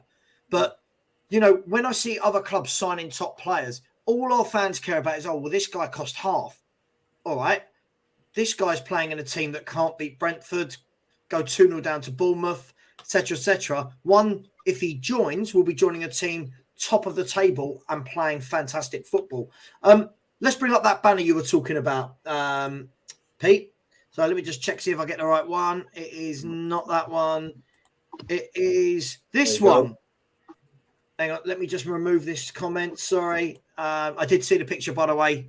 Wayne, I've messaged you back. Premier League owner funding for the last decade. Now, if anyone wants to ever tell me that these owners care about Tottenham, they've put in zero of their own money, Kuva. Now, I wouldn't mind that if it was the norm. But in the same period, Brighton and Hove Albion have stuck in 312 million of their own money. Wolves, 131. Sheffield United, who haven't been in the Premier League for... there's a quiz question. When was Sheffield United? 2019, I think they went down. Right. Yeah, I mean, Kuva, this is embarrassing, isn't it? No, it's brilliant, mate. Something to be proud of. We haven't really spent any money in that period, and yet we can still manage to get the trophy of 4th place. It's mad, isn't it? Guys, sorry, just quickly, let me do this quickly. Sorry, I should probably do this. Super chats. Tom81 has said it's Stockholm syndrome, lads. The fan base has had it. Divide and conquer. Imperialism is the Levy and Enic way. A trodden down fan base with no heart. I can't agree with you anymore, Tom. And Luca 14 has said owners and fans of Man City, Man U, Arsenal, Chelsea, Liverpool, and Newcastle all want Enic to own our club for many years to come. That's all we need to know. Yep. Lads, bang on, right? They love us being owned by Enic because we're no threat to them. Correct. Yeah. Right. Thank you so much for the super chats, guys. Thank you. Kuva, on a serious note, this is absolutely disgraceful, isn't it? Well, it shows what the club is here for. what the owners are here for. It's to make money. It's not to put money into the club. It's to grow the value of the whole business and hopefully sell it on. But are they going to just use it as their sort of marketing department for their off-field activities, where they can keep buying more and more property? I think that's the real worry now. At what point does the zero investment in the overall investment in the team really catch on? When do people start seeing there's more money going into the NFL side of things now? I think it's on the way. I think it is on the way. Wherever the money is, that's where all the concerns will be for Enic. At the moment NFL becomes more popular or generates more revenue, I should say, forget the football team.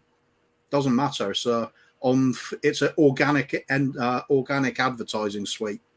That's all it is. Doesn't matter. I mean, if things aren't going well, just put out a bit of PR about Hugo keeping a clean sheet, so fans celebrate that nowadays. Celebrate fucking anything. I agree. Just to make up for not winning anything. Pete, let me bring you in here, right? Brian said something earlier that he was waiting. He was waiting for the first comment about don't do a Leeds. Well, since Leeds have done a Leeds and then come back, even Leeds have stuck in 127 million pounds, right? So let's get this right. Let's get this right. Let me just quickly close this banner down. Leeds have done a Leeds, right?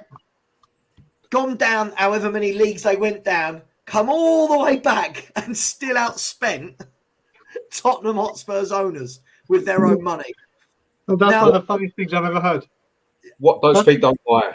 There you go. And in that time, we built a training ground and a stadium without them putting in a penny. Now, they did put money into the training ground as a loan and then took it out, the same amount out over a 2-year period, which is why they're still at zero net contributions. But they have put zero money into this club in 10 fucking years. Now, people don't like the term parasite because people say, it's anti-Semitic and all that, which I don't agree. I'm Jewish and it's not. They're fucking idiots. I know. But when you look at the definition of a parasite, it attaches itself to a host, it uses its resources to build itself up, and then it fucks off. Yeah, we're waiting for that part now. But what more evidence do these people need? Now, a lot of people say, Man United, you could have the Glazers and all that, and I've had that argument with other people. The Glazers take out a dividend every year, granted, yeah, but they still back their managers and buy top players. But what is the difference between the Glazers taking a dividend out every year to our owners who will not put a penny in, yet will take a huge dividend, probably more than anything the Glazers ever took out of United when they sell, yeah, from a 20 million investment to what, £3-4 billion sale? What is the difference? Tell me, someone tell me. Just because one does it every year and one's going to do it at the end. It's all the same shit, yeah. But they have not put a. Look at what the infrastructure this club has built. That's just a stadium of training. Let's not forget the golf course we paid for, the flats we're building, the fucking Sainsbury's, and whatever, the cinema, whatever else we're going to buy in that time. Yeah, all through club money. So when people say Levy built the stadium, no, yeah, Levy just used club money to build Enic a portfolio. That's all it was. And that's what, when you go back to their first quote, that's exactly what they've set out to do. It's no passion, there's no thing. It's about a money spinner. Money. And there you go. There's the facts in your face. They have not put nothing in, yet they will take massive out. Yeah, look, Pete, you're bang on, mate. I mean, Brian, this is the thing for me. Look, people with short-sightedness will say, oh, but we're above them, we're above them, we're above them. Well, because we've all been coming from different places in the football spectrum. But when you look at Brighton spending 312 million of their own money, when you look at Fulham, 453 million pounds pumped in, and you think how much of that was them yo-yoing in the Championship, right? Villa, 506 million of their own money, right? We don't need to talk about Chelsea and City because they're Chelsea and City. But when you look at that, no matter what the club's aim is, some of those clubs, their aim is to get in the Premier League, spend big, stay in the Premier League and stabilise.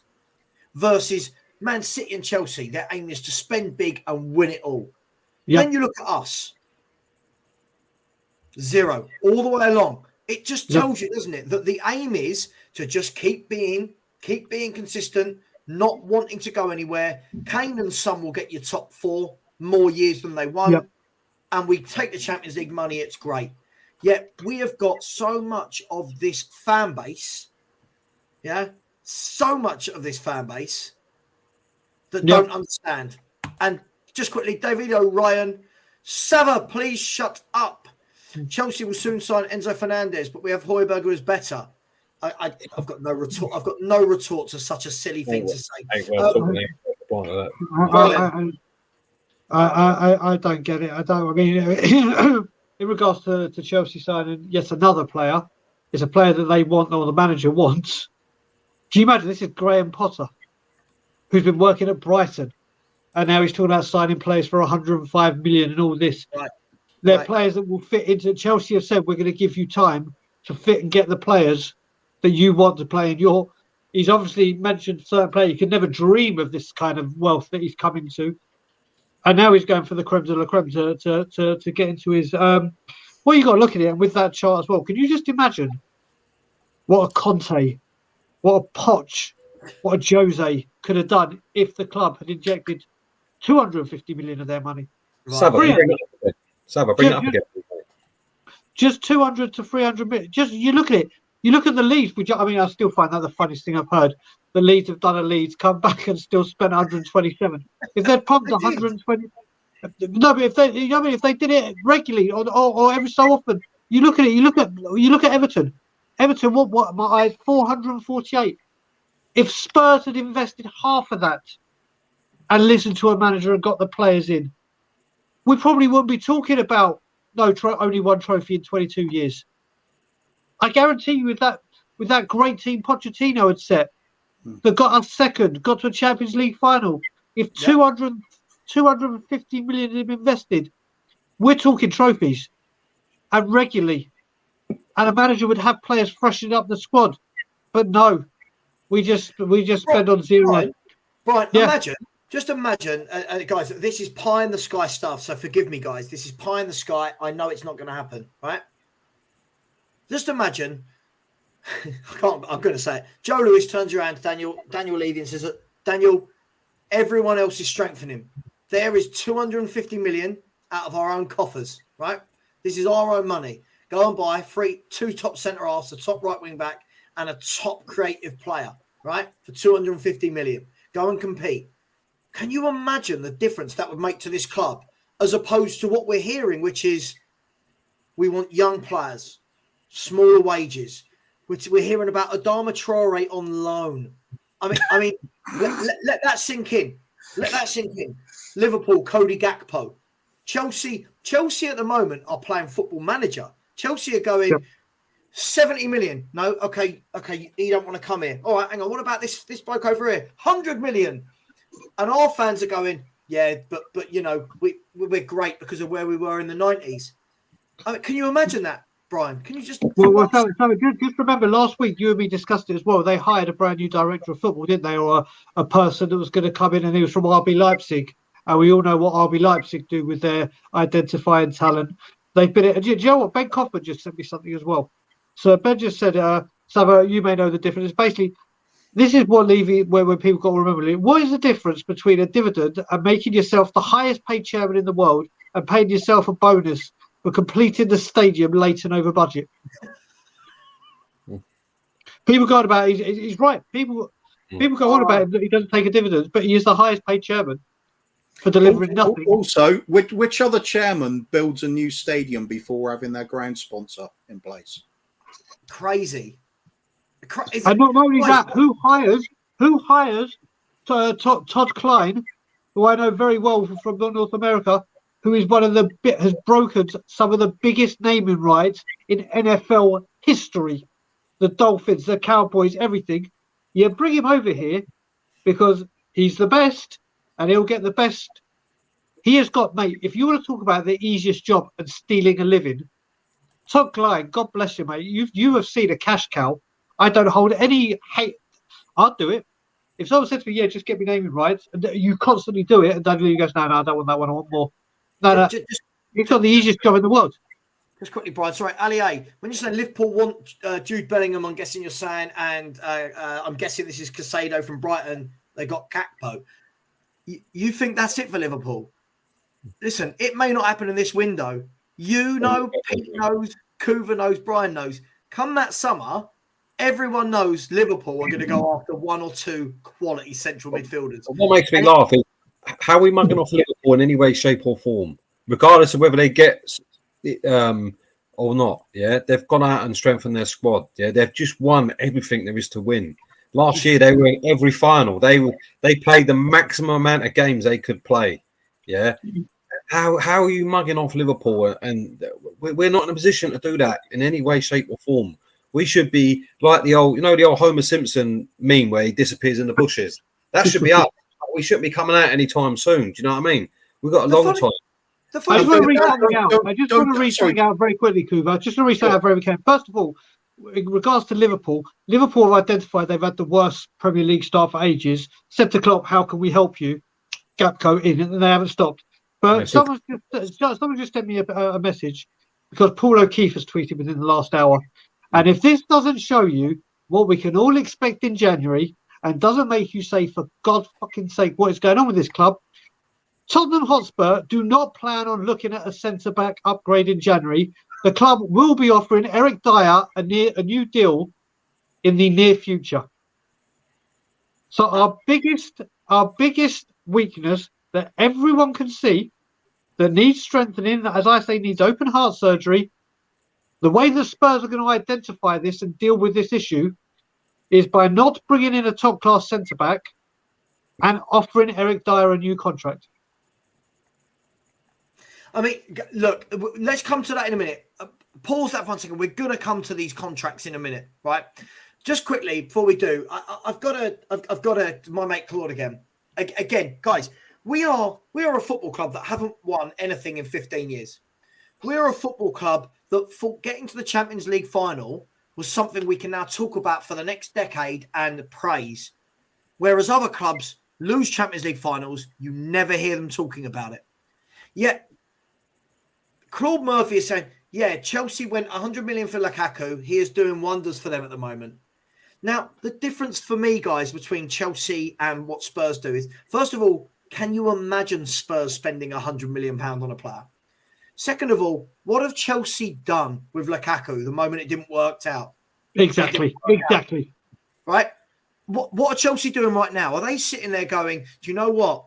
No, the last owners bought Lukaku. Bearing in mind, it's new owners. The old owners bought Lukaku. We won't buy anyone. No, they're bidding 80 million for Vardiol. They're bidding. They've just got 66 million pound for Nkunku. They're bidding. They bid 35 million for Badashili. Rumours of 100 million for Enzo Fernandez. Apparently now they're looking at either bringing in Juranovic or Porro as a right wing back because Reece James is out for another 5 to 6 weeks. Yet our fans, guys, look at these clubs that have won leagues, Champions Leagues over and over again. And we look, he's openly mocking Chelsea for what they've done. And to put on top of that as well, some simple facts as well. Look at the way the fans are talking about Chelsea and Liverpool having disastrous seasons. If they win their games in hand on us, they are 2 points and 3 points behind us. And yet we're having a fantastic season, apparently. Be patient. We're going in the right direction. Giving Eric Dyer a new contract. It doesn't matter if Conte's here or not. He might be, he might not. Who knows? But Liverpool and Chelsea, terrible.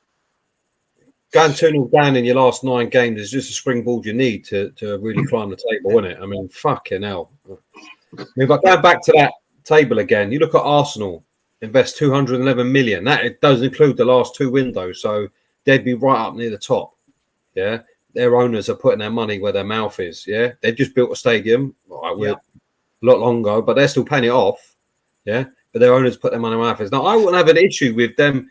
Daniel Levy with Enic taking money out of the club at the end if they've put some money in it, because then they've invested some in it to build it. It's the thing still escapes Enic that the way you build a club to get actually someone want to buy it is if you have success on the pitch. That's where you make the most money for a club. That's where you get the most revenue. Everything, all the money comes in when you're successful on the pitch. Forget about your NFL and your fucking Lady Gaga and boxing or whatever else. Yeah, if you want to have a really marketable asset and you want to sell it, that is why these clubs are getting bought, because they're successful on the pitch. Yeah, we've got the stadium and everything else that you think, if you're a buyer, I'll have that. I ain't got that's the brand new stadium, brand new training ground, where the other clubs ain't got that, but they're getting bought because they're successful on the pitch. Do you know what I mean? We're trying to everything really sure. If you're buying something, I'll buy that. It's like, do you buy the house that is falling apart, or do you buy one that's just been rebuilt and redone? You're going to buy the one that's been redone. But we can't sell that. Yet other clubs are getting sold with far less sort of what we're doing, where the same fans want to pump out the great atmospheres at this and all these events that we keep knocking out and using that as a positive. But what is it getting us? It's certainly not improving us on the pitch. No one still wants to buy us. Yet the other clubs that don't have that are getting snapped up all over the gaff. Do you know what I mean?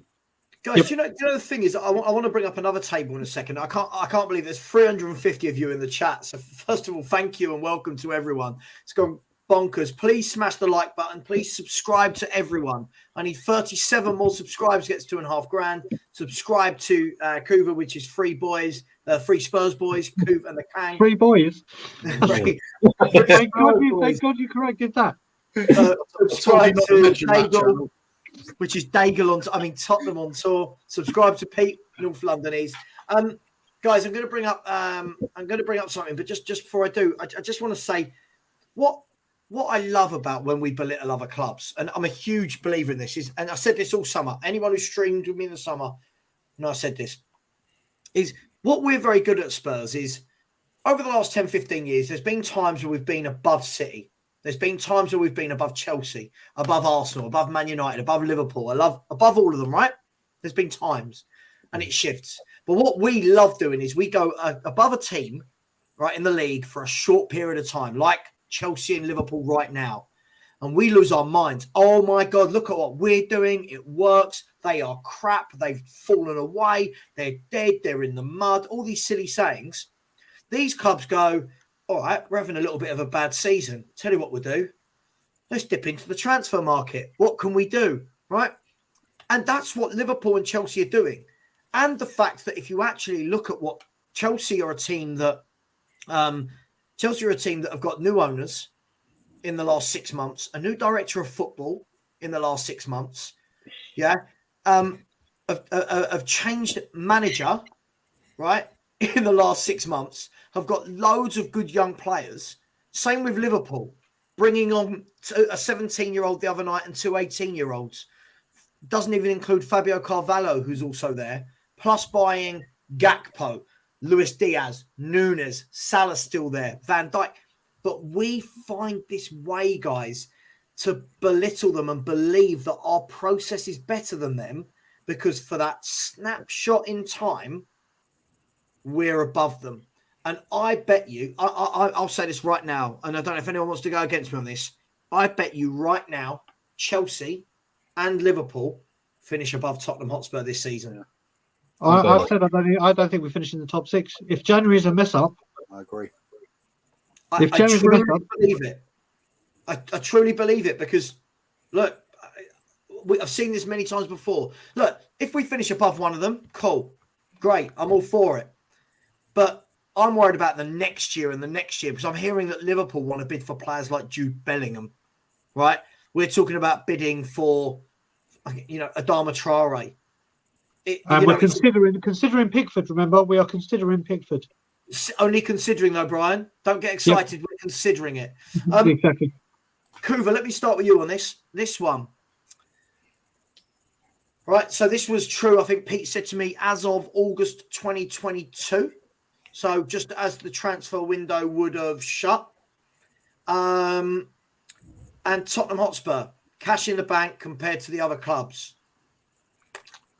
What's it tell you? This one doesn't tie quite in with the last graph, because the last graph didn't have that cash injection. Yeah, of course. But you just look at it, cash injection or not. Well, let's look at it with the cash injection. 150 million quid was there available to improve the team. We didn't even draw 50 of it out. We bought mediocre sort of players. So they could be good players over the course of time, but how many of them play regularly for the first team? Players like Basuma doesn't play regularly. Jed Spence doesn't get a kick. Udogie isn't at the club. Mate Saab, where is he? Does anybody even remember what he looks like now? I don't. Remember, I don't even see him the first time. Yes, that's where we're at. So what is all this available cash doing? Doesn't seem to be anything, does it? Same as. It's madness, isn't it, Kuva? It's madness. The thing that makes me laugh about it is you still hear people saying, I still hear it all the time, saying, I like the way we're doing it. I like that we're doing it organically. I still hear that as a sentence, Kuva. Even though we spend 50 million on Richarlison. What where do we? So what you got to say? Let me say. But I think the way you got to look at this as well, and I'm sure one of the ones I've heard is people go, when you say he wasn't backed in the summer, which I still say he wasn't. They go, well, we spent 100 million. Yes, like on 7 players. Yeah, we did with the Gareth Bale money. If you had told me now, with that 100 million, we'd bought, and I'm just using these names, if a Bastoni and a Maddison had come in, and that was our transfer activity, I would have been like, now we're talking. Now we're talking, because that has gone on 2 class players that instantly walk into that football team and make a huge impact. Fraser Forster is a stopgap. Perisic, I like a good signing. I want to see him advance more and play a bit more. Longley, or as I'm calling him, Long Gap as of now, because he's the stopgap apparently for Bastoni and Gavardiol, but they're not coming. Basuma, we bought to play in a 2, and he can't play in a 2. Richarlison, I think he's going to be a good player. I think there's a lot to come from him. And Savva, I spoke to, I actually loved the video you did where you said maybe he is the Kane replacement, so we can look for an attacking. I think there's legs to it. That's the, to me, Antonio Conte needs certain stars. I personally would have rather we would have bought 2 players at 50 million each, rather than this scattergun all over the shop and again neglect the defence. That's backing the manager. That's investing. That's doing it. But no, we have to have 7 players. 2 have only made a real impact, like regularly. But hey ho, he was backed. He was backed because we spent money. It's baffling. I'll tell you, my issue with all of this, guys, and you guys know this. My issue is this: as a YouTuber, right, who hosted many a show during the summer and was told constantly that we backed him, is now that when it's not quite, we're not playing how people want to, and he's not signing a new contract. It's because he's not being backed. It's like, well, pick a lane, stay in it. Was he backed? Was he not? I think we all know the answer that he wasn't. I mean, guys, let's just quickly. I know a few of you have got to go soon, so let's just quickly let's talk about this. One of the worrying things for me that Enic and I've got to put this on Enic and Levy. I can't believe this would be Antonio Conte in any way, shape, or form. And I'd love to think it's not Paratici, but in the summer we saw Ben Davis, who had 2 years left on his contract, get given a new contract, a year extension on that contract to keep him here for 3 years. And we're now seeing that Eric Dyer. Let me go on this one. And now we're now seeing that Eric Dyer is going to be given a new contract. Pete, this can't be Conte, can it? It can't be. I love more money. You like to think not. I can't believe I'm seeing him getting a new deal. I mean, this geezer cocks up on a regular basis. I mean, you had 2 goals at his fault on Saturday. I mean, that slice one. It's like you're running a restaurant and you got one geezer who's cooking, say he's cooking chips, and every time the fucker burns them, yeah? And then you go and put him on steak so he can massacre that as well. You just wouldn't do it, but we do it. And you hear the comment, protect their value because we're scared of losing them for free. We ain't going to be able to sell these players. So and we don't want them. Clearly, they should not good enough to play for the team. So let them go. They go for free. They go for free. They're worth nothing. You give a new contract and you protect their value. It don't mean you're going to get that value. It just means you're lumber with them for another 3 years. Davis, he's pony. Dyer, every week is a mistake. This is a geezer who can't get in the England team above Harry Maguire, who can't get in the Man United team. They'd rather put Luke Shaw at left back, centre back. Last night. And you watch the mistakes Eric Dyer do. I mean, you might as well buy Liam Gallagher and put him at the back, because you get the same thing. You get every time someone has a shot or a cross, the old arms behind the back, just put a microphone in front of him and give him a little sing-song. He is absolutely awful. I cannot see the benefit in giving this geezer any sort of contract. He fucks up every single week near enough. And he had a little spell where he didn't, because he had the back end of last year. Everyone's like, Eric Dyer's doing really well now, blah. Forget the fact that he had 3 people around him at any other time, because we were backs to the wall most, the way we were defending, because we didn't lose to Liverpool away or City away. All of a sudden he should get a contract. When you look at how we had to defend there, and how Mourinho had to protect him as well because of the same reason, because he's too Bob. Yet now we're giving him a contract. This is a geezer who couldn't get in the team at Poch. Yet now he's going to be a mainstay and getting a contract. Just get rid. Let his contract go. Thanks very much. Off you go. Go down the league wherever you can get. He'll fall through the table until he gets a club, and he's not going to have hit a few branches on the way down. Do you know what I mean? Don't stop at him not being good enough for Poch after switching positions and everything. Go back further. He wasn't good enough for Everton at 5 million. No, but even Mourinho gave him a chance and then realised, actually, I can't play him. He's fucking up every week. Yeah, because he's just diabolical. He either comes tearing out for headers that he doesn't win, leaves a big gap behind him. Every shot he turns his back. Every cross he turns his back.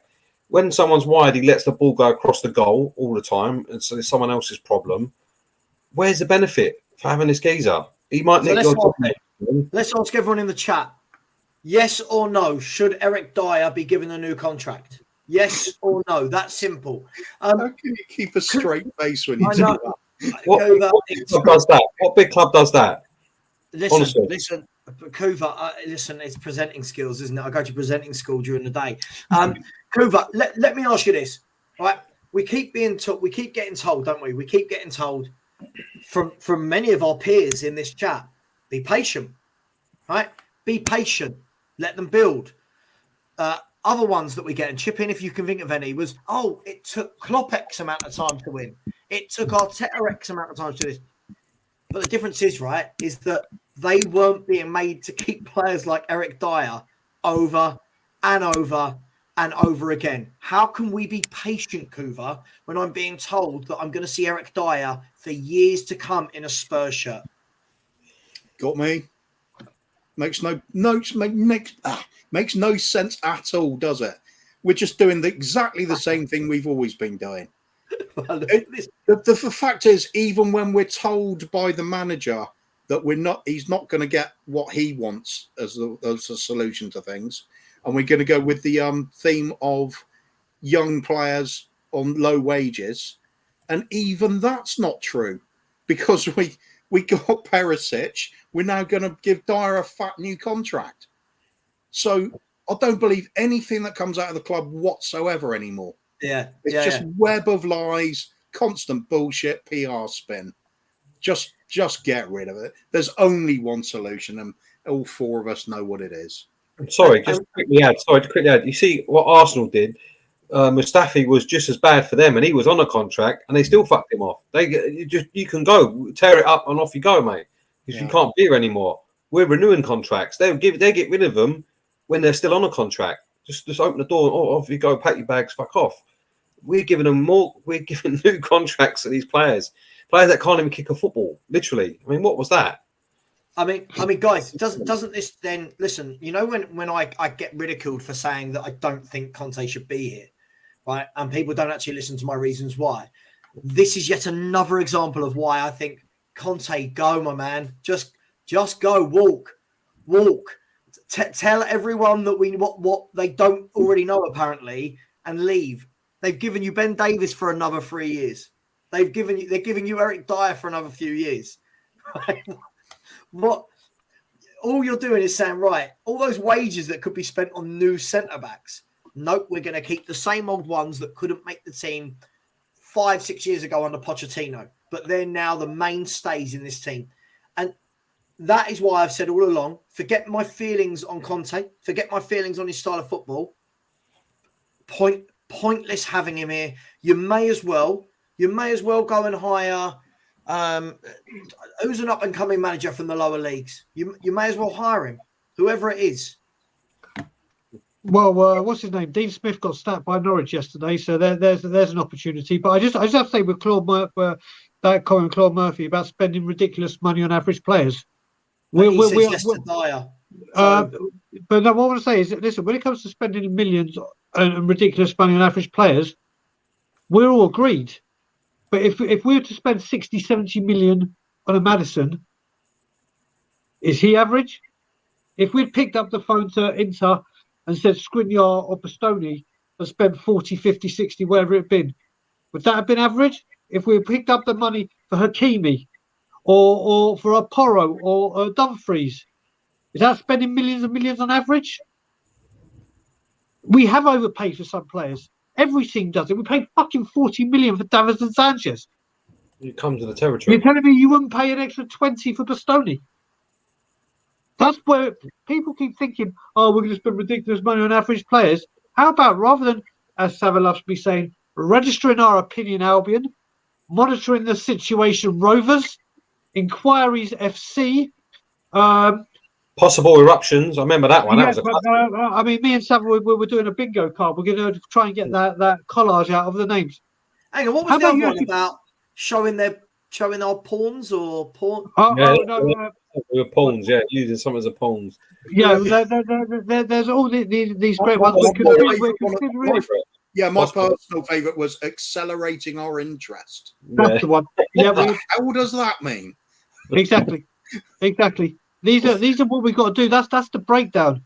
Wait a minute, what was that? Go back to that one. No, he's a troll. Kuva's a troll. Sorry, Brian, he's a troll. We'll see. Yeah, we'll see. We'll see what we can do. We'll see what we can do. We've got. I'm going to go for another 5-10 minutes max. So what I want to talk for the last 10 minutes, right, guys? We hate Enic. We hate Levy. Yep.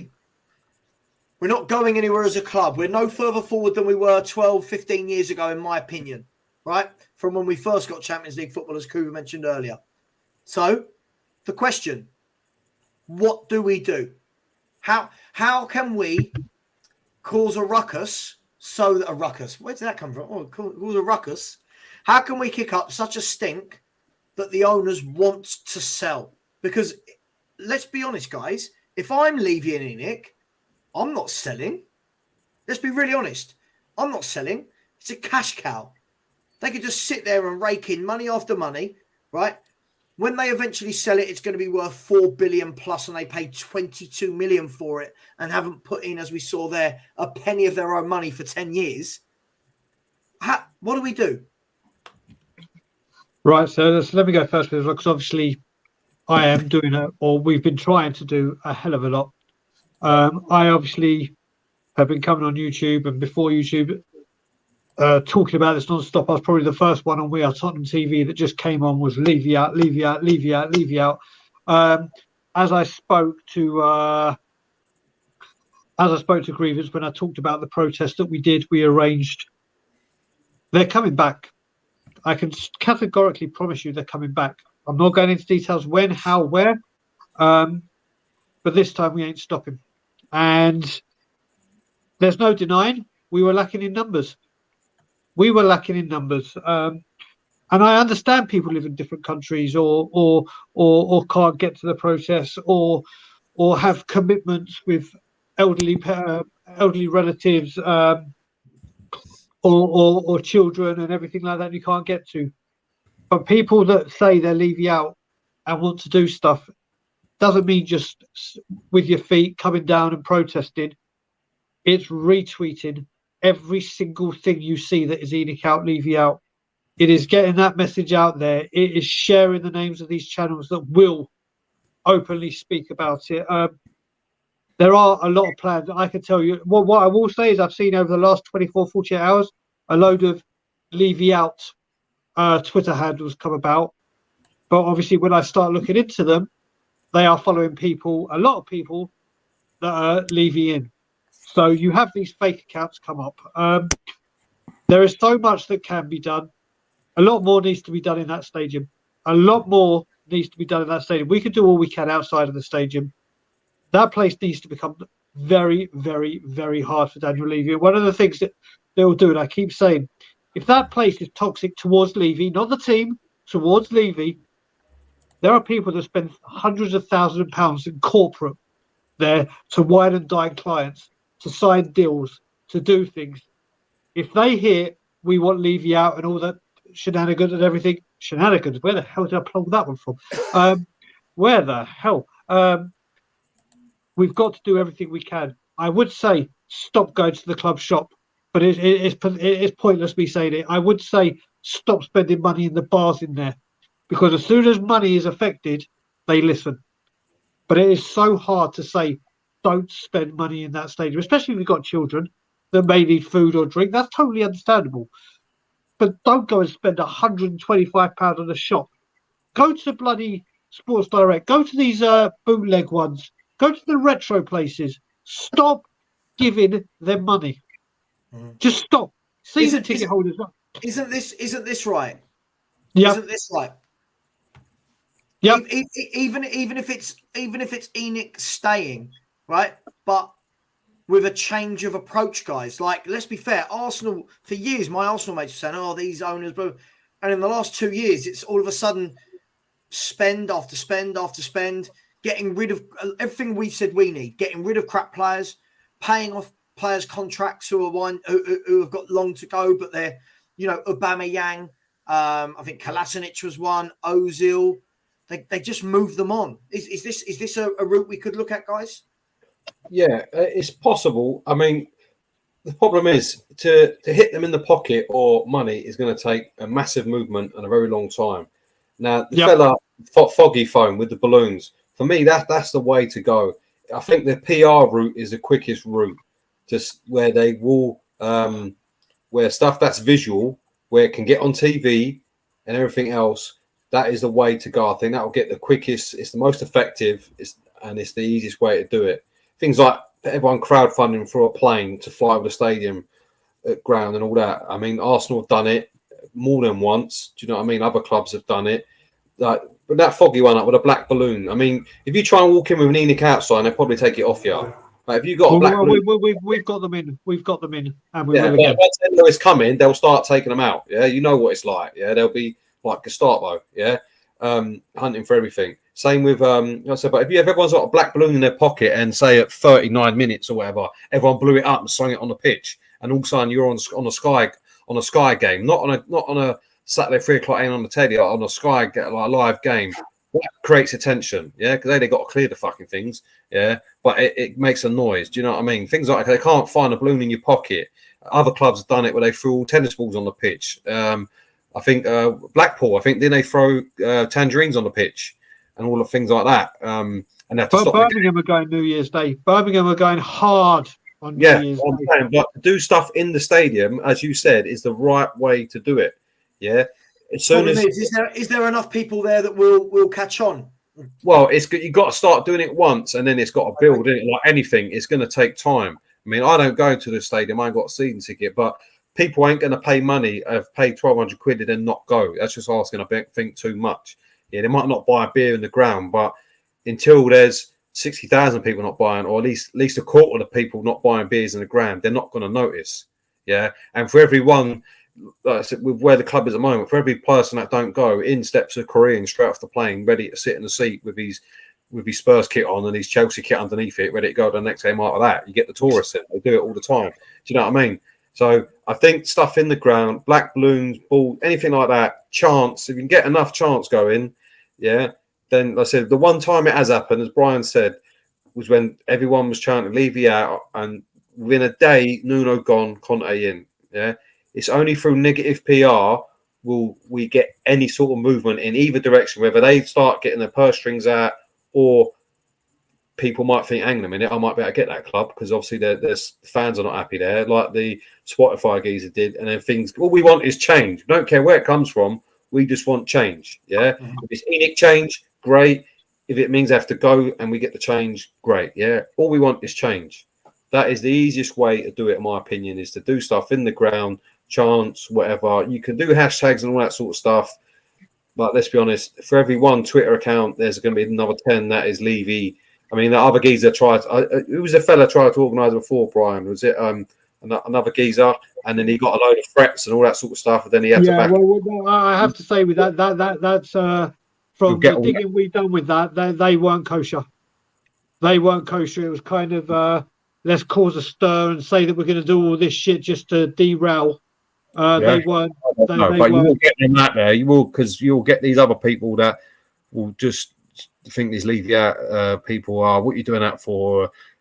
They don't, because they don't get it. But eventually, I think with enough momentum, and that's what it takes is momentum. At the end of the day, little things make a difference. But the more visual it is, the better, because then that's when things take notice. You need Sky start talking about it, or TalkSport start talking about it. Then it gains traction, and then people who might believe it but don't really want to put their head above a parapet will go, hang on a minute. Now I can see there's a clear movement to get behind, because at the moment it's all fragmented. I mean, just quickly, Brian, I know you need to go. I've got to go. Like, okay, literally, I'm just going to go. All right, Brian, you go. Kuva, I just want to come to you, then we're going to end the show. Okay, I just want to say, and as always, I've got to do my thing. Listen, Savva will go again on Friday and we can continue this. Pete, great meeting you first time. Savva, Kuva, my brother, love you. Listen, everyone, we all do want a successful Spurs. That's what we all do want. If you get a chance to follow Tottenham on tour, please do. We will be going live tomorrow. And as always, Levy out. See you, mate. Kuva, just quickly, I'm going to let you run out the show. Just quickly, I've got a super chat here from Shane O'Neill, who said, I'm saying it. I don't want the Champions League. I get nothing out of it. In fact, I've been miserable watching it this season and don't want Enic getting the financial benefit. So, yeah, I mean, listen, Shane, I kind of agree with you. I think as a fan base, it's strange. We crave top four. We crave it. We crow about it. Every time somebody wants to try and put me in my place, they go, Savva, we're top four. Savva, we're top four. You'd bite your hand off a top four. Then we get to the summer and don't act like a top four team. So I don't really care if we make top four or not with these owners, because, yeah, it's been crap in the Champions League so far this year. Every game has been a really tough watch, and we don't act like a big club. And Coop, just before I come to you, I know this channel gave nothing for its subscribers for Christmas. I don't know what that means. I don't know. Was I meant to buy everyone a present? Bottle of wine or so. That's nearly 2,500 presents I'd have to buy. So apologies, Claude. Maybe if you liked better players, I might think about it. Kuva, finish us off for just for a couple of minutes. I do need to be out of here by past. The other guys have given it, a few ideas of what to do. What needs to happen in your opinion, mate? This is the time where you use the phrase "be patient," because you can't force these things overnight. We have got to keep our voices heard. People have got to associate the faces with the Enic out movement, and we've just got to keep at it. Wait until people start getting to that moment where they are so disgruntled that they want to enforce change. Then they know where to come. Then that's what it's all about. Remember, if you sit back and do nothing when the time's there, you deserve nothing. So even if it's like Brian says, even if you just reposting tweets, keep repeating the same message on screen, whatever it takes, just keep people, that Enic out phrase has just got to keep there. It's got to be there in the background, hovering at all times. For when those moments do arise, when the time is right to strike, in we go. It's going to be the fans at the ground at the time that'll convey the message like it was last time. So don't give in on it, and keep doing what you should be doing. Every time you see the tweets that are anti-Enic, retweet them. There's no way around it. There's a lot of people that aren't going to accept it until they actually see the the club crumbling. It's going to take a lot for a lot of people, but these things start off small. You can't. It's going to be difficult as well. You can't have a revolution without shaking the tree. No. I mean, look. The thing for me, Kuva, and as I said, I've got 3 minutes before we end the show. The thing for me is this: I will do any sort of protest. I will do all of these things, and I'm fully behind it. And Brian knows I am, and I can't stand these owners. The thing for me is there are so many that back them, Kuva, and I don't know what has to happen. And I mean drastically. I'm not even joking now. Drastically, what has to happen to make people, I don't like this phrase, but to jump over to the other side? Because we've seen 22 years of one trophy. We keep witnessing these transfer windows where we don't sign what we need. We keep changing the manager. We keep changing the director of football. We keep being told to be patient. We keep making Champions League and not doing anything with it. So what has to happen? Is it completely dropping out of Europe altogether? Is it finishing 8th to 10th? We've done that. Yeah, something catastrophic, I think. The closest we're going to most likely we're going to happen will be over Conte at the moment. I think when he goes from the club, if it's sacked, there's going to be a furore. If he walks out at the end of the season, there's going to be the same sort of incident going. I mean, for me, there's one school of thought is let him walk out, because then that puts it all on Levy. And he can say, Conte's out with his head held high. But the trouble is for me then, that's at the end of the season. Where are you going to protest then? There's not going to be any games there. So for me, if it's catastrophic, let's have it February. I think we've got the chance of it gaining a bit of traction, real traction, is when we take a battering off someone, because we've got away with it. We didn't play City when we should have done, when they were right for giving us right pumping. I mean, and we're still right for a pumping. It's only a matter of time, in my opinion. But when we get that pumping, I'll tell you what might be anything, if Arsenal beat us at home. Yeah, that might be, because I think that's a strong possibility, even without Jesus where we're playing. We start going behind 2-0 against them at home. Can you imagine it at half time? That is the only time. Do you know my worry? Do you know my worry with all of this? Right? My worry is this, is that I've said all along, if Conte goes, and I know people never listen completely with the two ears as to why I'm saying this.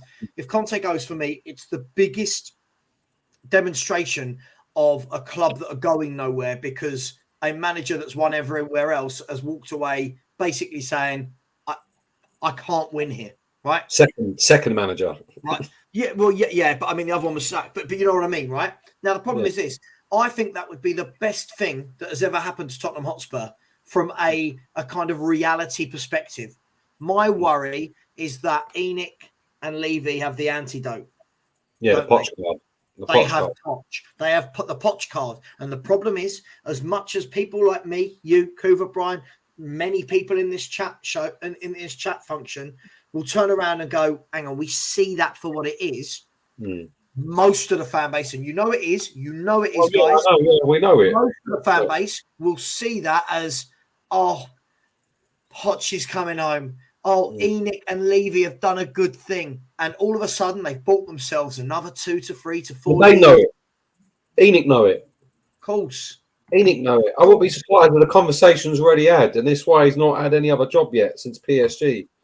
Your time's coming, mate. Don't worry. Yeah, we can see what's happening. Yeah, and then you'll be in. I am going to end the show there, guys. Listen, really enjoyed that one. Really good. Good to go down memory lane. Everybody in the chat, thank you so much. So many super chats tonight. Thank you to everybody who's given one of those. Thank you for all the likes. Please continue to smash that like button. Please go over to Pete at North London is. Please go and subscribe. He's making his way into the YouTube world. Go and subscribe to Bobby K and Kuva at the Free Spurs Boys, Kuva and the Kang. And please subscribe to Savva Talks Football.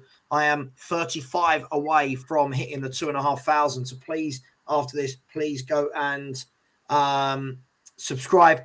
Just to quickly remind you, Friday the 13th, we will be having the 24-hour charity stream with all the revenue going to the British Heart Foundation. The Just Giving page is already set up. We've already had donations.